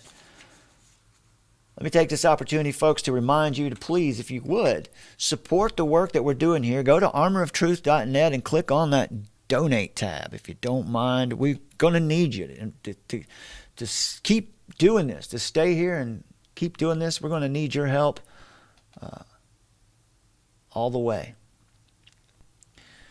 armoroftruth.net/donations. You can just click on that donation link there. And you'll find that there are several ways to do it. We try to make it as easy as possible. If you'll go through this link, we're able to keep up with your donations, and you'll get receipts for it. So we appreciate if you go through this way. There are also other ways, links in the description of this video for those of you who prefer to do it a different way. We encourage you to use this method, just to the ease of reporting. And we'd love for you to be on our mailing list. Some exciting news coming up about that very soon. So please, folks, if you can, if you're able, and you want to support us, folks, we need you. We need you more than ever. We are still building our website, our church finder. Our church, we're going to have a church finder feature here on the website. We're building it out now. And if you've requested us to find you a church recently, well, be patient. Just like Bartek. Bartek waited exactly 1 month, and we got his church to him. And so make those requests and be patient. We'll get those back to you. hello@armoroftruth.net if you would like that. If you'd like a free Bible and a starter pack of tracts, email us at hello@armoroftruth.net. In the subject line, say, I want a Bible. We'll be happy to send those out to you. What we do have to announce today to you, though, is we can't ship to Canada anymore. It's finally come to that. We sent out our last package the other day, or a couple weeks ago or something, and $40. It costs us now $40 just to send. That's the lowest fee. $40 to ship something to Canada, to ship a small book, the little book that we were giving away. This book, this tiny book, it costs $40. $40 to ship to Canada. For some reason, they don't want us shipping things to Canada anymore. So we'll try to find ways around that, ways to drop ship. We're just dealing with our brother Justin the other day, who's found an awesome church in Canada. We weren't able to send his book to him, and we tried to send him an e-version of the book, and he couldn't download it because it was purchased in the United States. Who knows? They're squeezing us. They're squeezing us. So within the United States, we're good. Some countries we can still ship things out to reasonably without too much expense. It just can't be prohibitively expensive, or we can't do it. Daniel, thanks to Daniel for a super chat there, or donation. And I see Emma Peel, thank you for that super chat, a big super sticker over there in the live chat of $20. Thank you very much for that. We appreciate you very much. You can use the YouTube super chat if you prefer. That's fine. If that's easier for you, that's okay. You can use that too. That'll get to us eventually as well.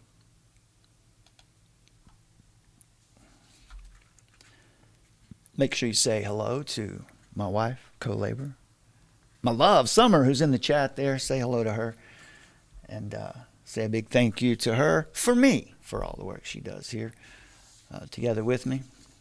Could not do this without her.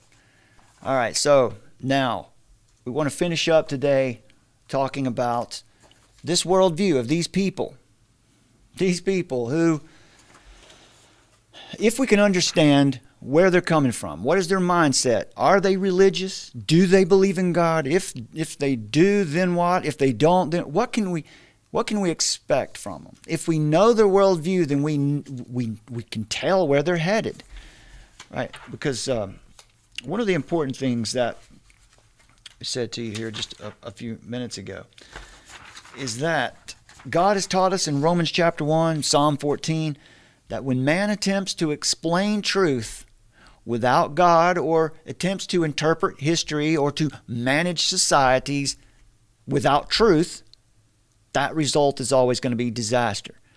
When we look at history through the correcting lens of the Christian worldview, we see clearly that this method of managing the world is insane. This is insanity we're watching. And it's the same method of management that led to horrific death tolls and mass suffering in the 20th century. They're proposing solutions to problems that they themselves have created. Their approach is doomed to failure, mainly because their approach to get their agenda fully in place, it will require for them to be able to evolve society the way they want to do, from a slow democracy to communitarianism,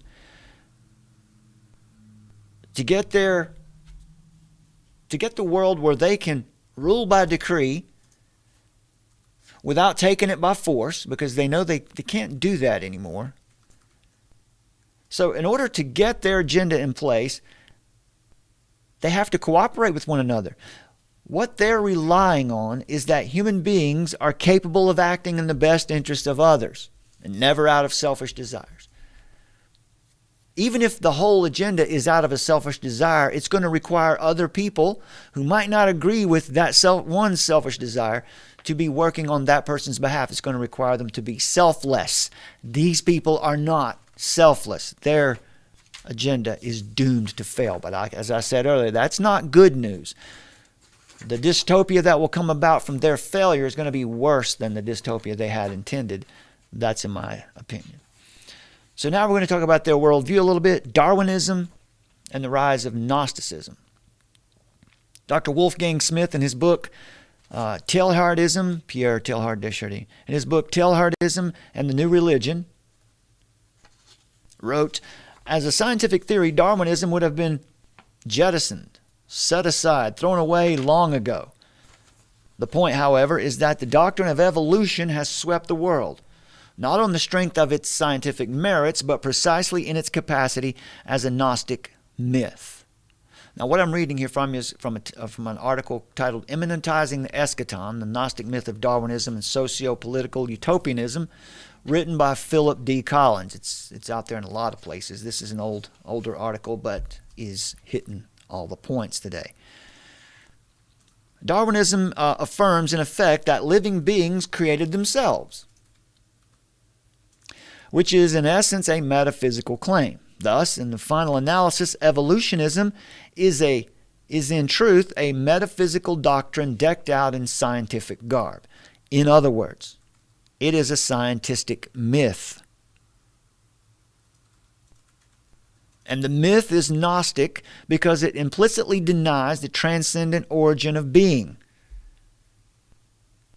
Because only after the living creature has been speculatively reduced to an aggregate of particles does Darwinist transformism become even conceivable. For only under the auspices of Darwinist self-creation does the good news, the so-called gospel of self-salvation, acquire a semblance of making some sense. It's interesting to note that the British Royal Society, the Masonic institution responsible for the promulgation of Darwinism, rigorously imposed a division between science and theology upon the halls of scientific inquiry. And we see that here today. In some cases, people will say, you can't be a scientist if you believe in God. You must be an atheist. Meanwhile, how did we get our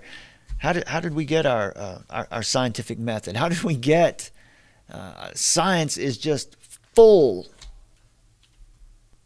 of Christian worldview. Webster Tarpley characterizes this division of science and theology as literally Gnostic. Indeed, the restriction of scientific research to the corporeal machinations of nature is redolent of Gnostic thinking. According to Gnosticism, the physical universe is hell. Corporeal existence is a prison that fetters man through the demonic agents of space and time. However, through revelatory experience, through gnosis, the sensate being of man could be transformed, and this hell could become heaven. That's ultimately the Masonic goal, ultimate goal of the Masonic religion, to produce heaven on earth. Guided by this Gnostic axiom, the Freemasonic Royal Society redirected scientific attention exclusively towards the material world by focusing scientific efforts upon the temporal spatial realm. The members of the Royal Society probably hoped to see the eventual transformation of the irredeemable physical realm into the immanentized eschaton of an earthly heaven. This was also the ultimate objective of Marxism, which was disseminated on the popular level as both fascism and communism. It's no coincidence that historically both the Nazis and the communists exhibited a religious adherence to the Gnostic myth of Darwinism. In his book, The Keys of This Blood, Vatican Insider, Malachi Martin said, the Italian humanists who eventually created speculative masonry reconstructed the concept of gnosis and transferred it to a thoroughly this-worldly plane. Unquote. Both Nazism and communism were birthed by the organizational derivations of Freemasonry. It comes as little surprise that Darwinism, which is premised upon metaphysical naturalism and materialism, is so compatible with Gnosticism. Both emphasize the primacy of this material plane. Had such a metaphysical doctrine remained confined to the realm of academic polemics, it may have been harmless enough. However, this was not the case. It has grown beyond the university. The Gnostic myth of Darwinism eventually migrated from the abstraction of speculative philosophy to other areas of study. With this migration, Darwinism enjoyed epistemological primacy. Julian Huxley said this, quote, the concept of evolution was soon extended into other than biological fields. See, that's what we're talking about today. The people who are running this show in a Marxist fashion are trying to apply the theory of evolution to our society, to our actions. Huxley went on to say, inorganic subjects such as the life history of stars and the formation of the chemical elements on the one hand, and on the other hand, subjects like linguistics, social anthropology, and comparative law and religion began to be studied from an evolutionary angle. Until today, we are enabled to see evolution as a universal and all-pervading process. Right? Today evolution is talked about in terms of we haven't just evolved from apes. Now we're evolving into higher beings, they'll tell us, right? Look at the evidence around you. Are we evolving into higher beings? The evidence I see is that we're devolving. We're going the other direction. But if you take their worldview, and then we all came up from one common ancestor out of the sludge, hopefully not the bio-sludge, but out of the sludge together,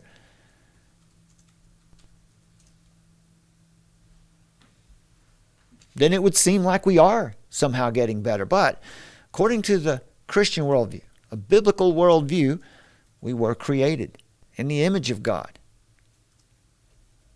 Very good at first. And then we experienced the fall.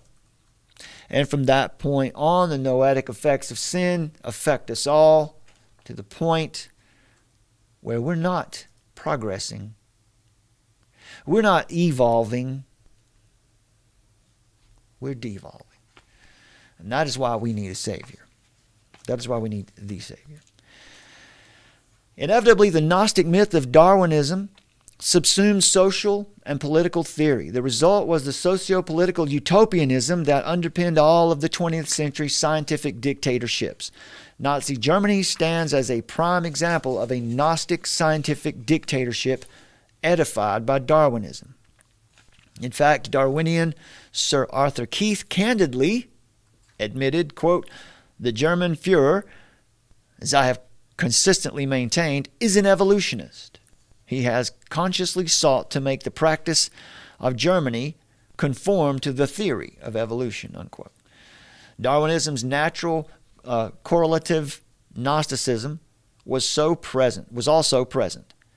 Nazism was premised upon the occult doctrines of a Gnostic cult called Ariosophy, which promoted this: the rule of Gnostic elites and orders, the stratification of society according to racial purity, and today it's the stratification of society according to vaccination status, or do you agree, are you on board with our climate action plan?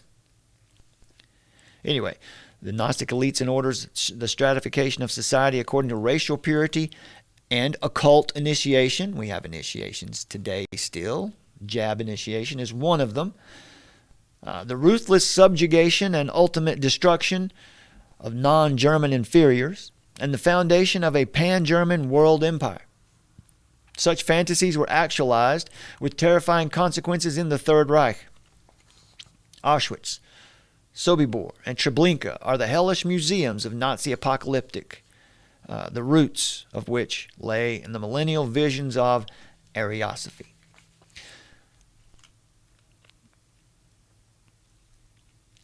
Communist Russia also exhibited all of the characteristics consistent with this profile. The Encyclopedia of Religion explains, quote, "Both Hegel and his materialist disciple Marx might be considered direct descendants of Gnosticism," unquote. In fact, Hegel is the ideological nexus where the Gnostic scientific dictatorships of Nazism and communism intersect. That's what we're saying today. Fascism and communism come and meet to create today this new progressive form that is called communitarianism. In The Secret Cult of the Order, Anthony Sutton states, quote, "Both Marx and Hitler have their philosophical roots in Hegel," unquote. According to the Encyclopedia of Religion, the Gnostic Kabbalist named Christopher Oettinger significantly influenced Hegel's early work. From Hegel would spring two of the worst scientific dictatorships in history. Both of them were Gnostic at their core.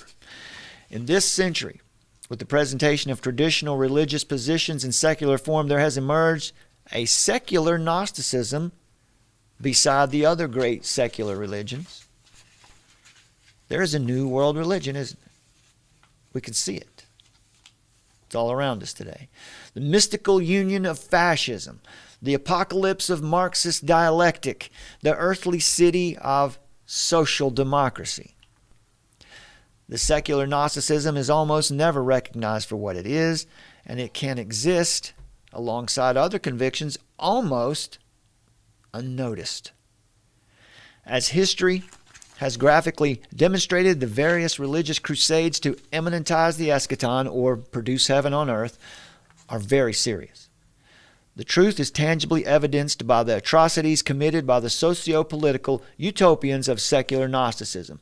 Both Auschwitz and the Soviet Gulag are products of the same jihad. And today, the COVID camp, or the canceling of people from society and their jobs if they say the wrong thing. It's all there. It looks different, but it's all the same thing.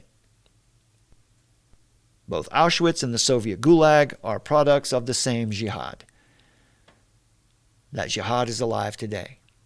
The secular theocracies that have waged this jihad have consistently been scientific dictatorships edified by Darwinism. Inevitably, the Gnostic myth of Darwinism guides its adherents to the same conclusion. They will say that evolution requires man's assistance, and we're here to do the job.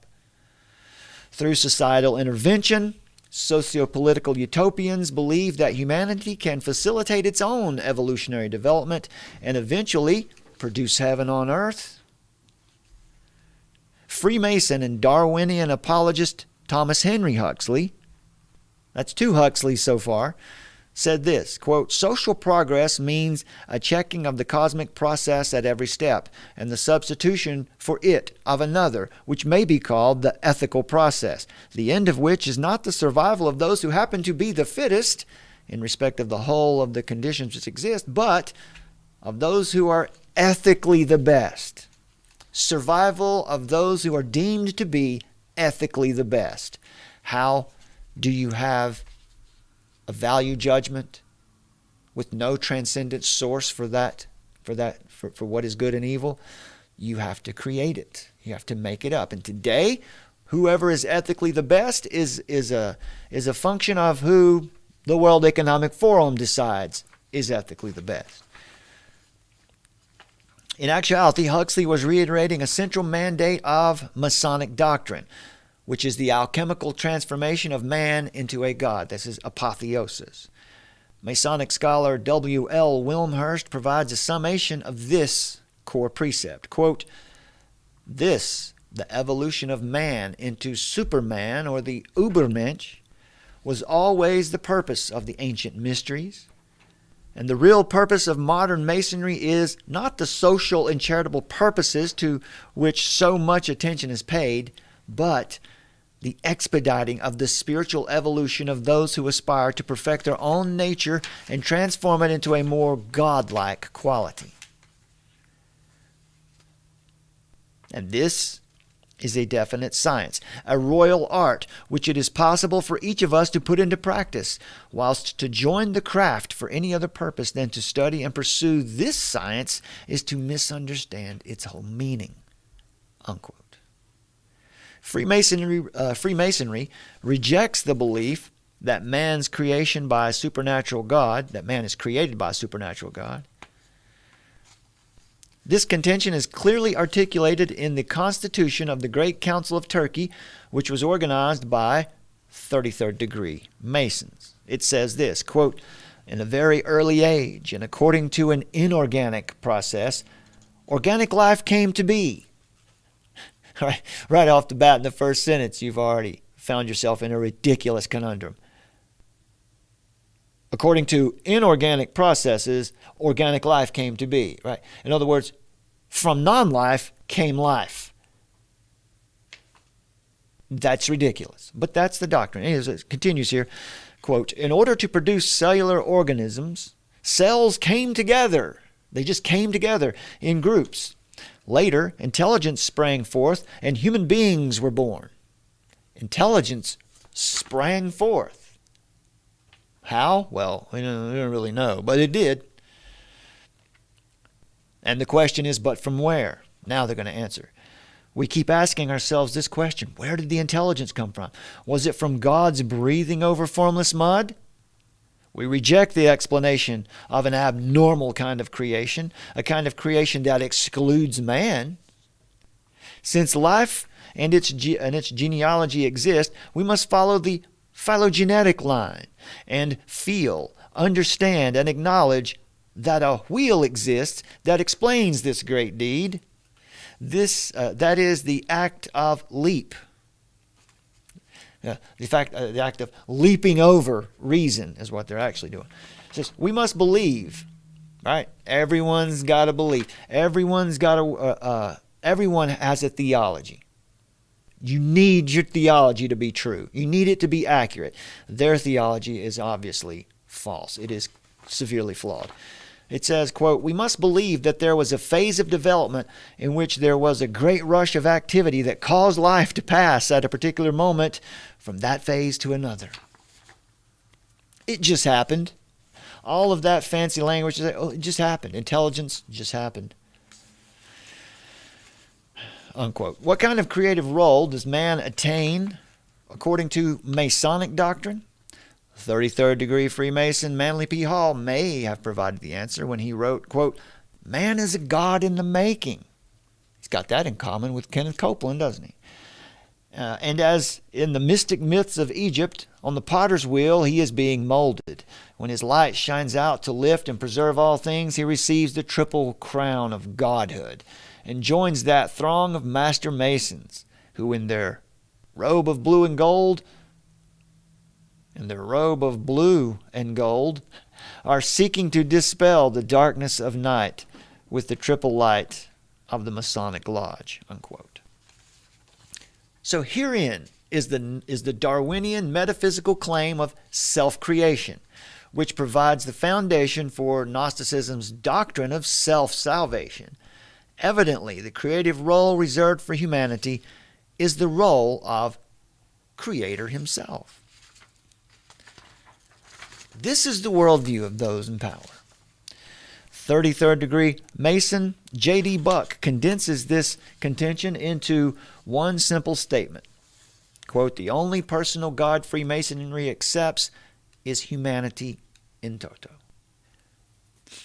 Humanity, therefore, is the only personal God that there is, unquote.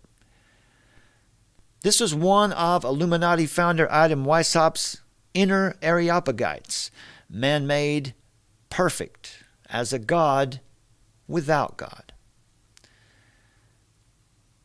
This religion is nothing new. This worldview, this secular theocracy that we see, this is nothing new.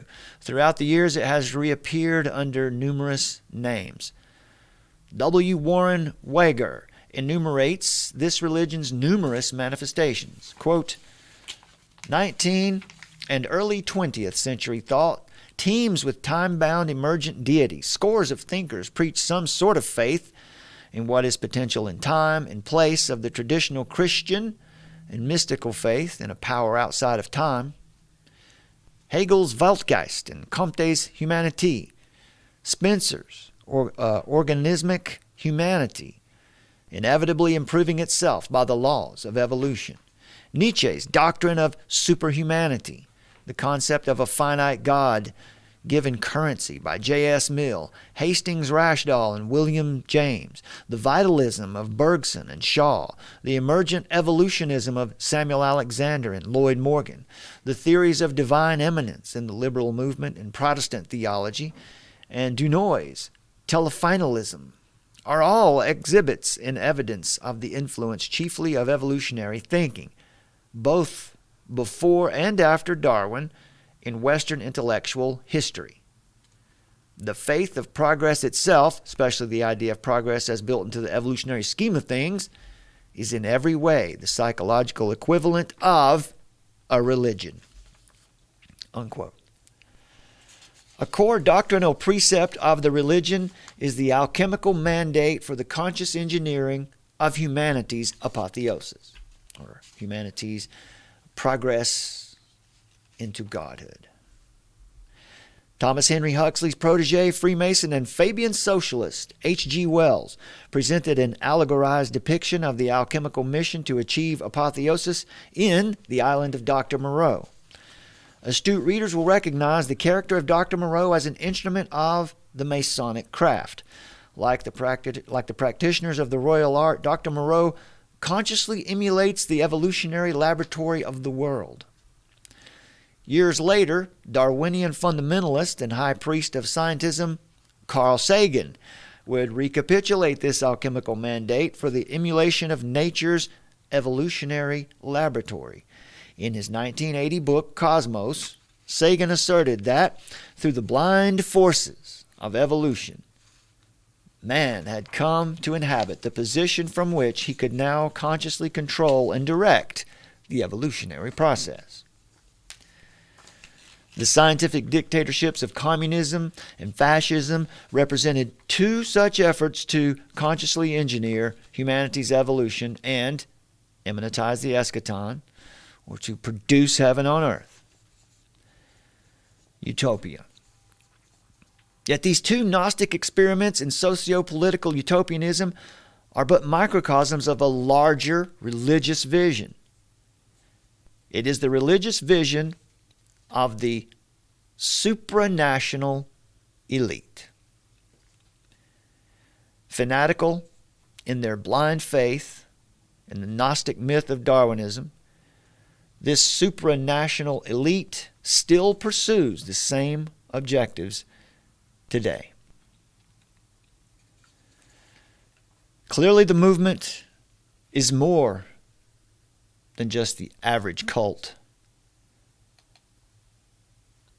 A stratified society of rulers and slaves, eugenical regimentation, a technology, altered reality, the complete obliteration of all those things that define what it means to be human. All of this comprises the anatomy of the eschaton they seek to immanentize. All of these comprise the anatomy of this heaven, so-called, this utopia that they intend to create here on earth. And today we've talked about how they're going about making that happen. Thank you to Brother Daniel, and thank you to Emma Peel for those live donations today. Please join us over at armoroftruth.net on the donations tab if you'd like to support us there. Check out the Culture Vault. Check out the videos and the playlists we have there for you. We also have 11.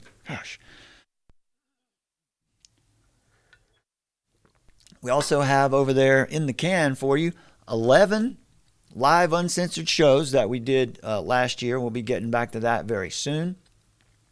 Building up some content for that as we speak. We also look forward to carrying our message out and onto streaming platforms like Roku and your Chrome stick, making ourselves available as widely as possible. That is what we are aiming to do with your support. So we ask you, if you believe in what we're doing here, we always say, give to your church first. This is extra. This is supplemental. So if you believe what we're doing here and you want to support us, that's how you can help us. That's what we're working on doing. God bless you, my friends, Lord willing. We'll see you here again on for our next show. We'll have another Who is Jesus series, number 22 this week, and hopefully we'll have another episode of Armor of Truth Live. We'll see how it goes, but we'll get one of those to you later this week for sure. We hope this has been useful for you. A lot of information. Please share this video wherever you like. Download it, keep it, do whatever you like with it. Just make sure that people see it. Because if you haven't noticed, we have trouble on this platform getting support from the platform. Our views are just all over the place. Who knows? We have to stop watching views. Right? Our subscribers continue to go up, but it's not at any kind of rate like you see on other channels. I don't know why that is. I don't know if it's the Christian content or if it's this content or both, but we're rubbing a lot of people the wrong way. But as long as we're obedient, faithful to God, and the gospel is the leading edge of what we do here, I don't care what else. I don't care about anything else. That's what we're here to do. God bless you, my friends. We'll see you next time. Armor of Truth, live.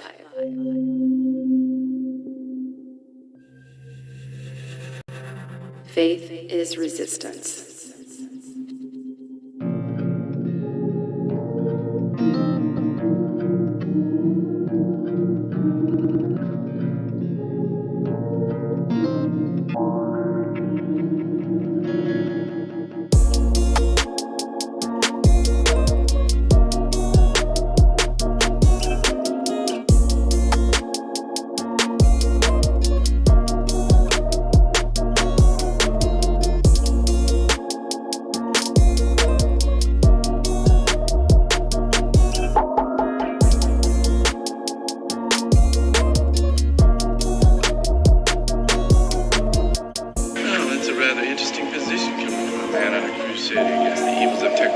I'm not against technology, Doctor. I'm against the men who deify it at the expense of human truth.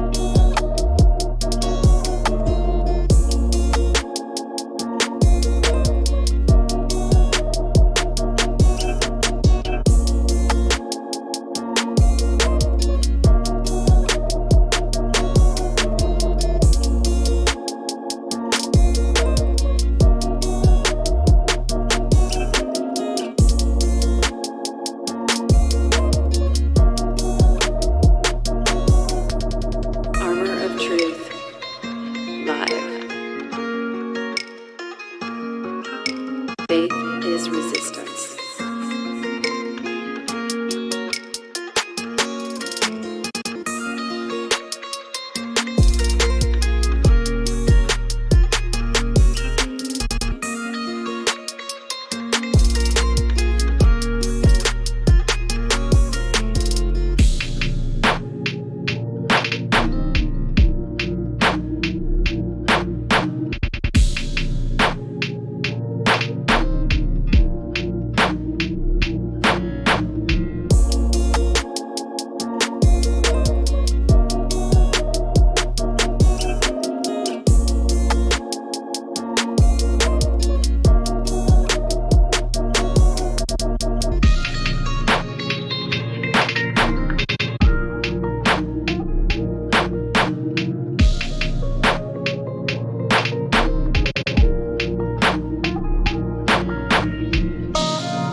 I'm not against technology, Doctor.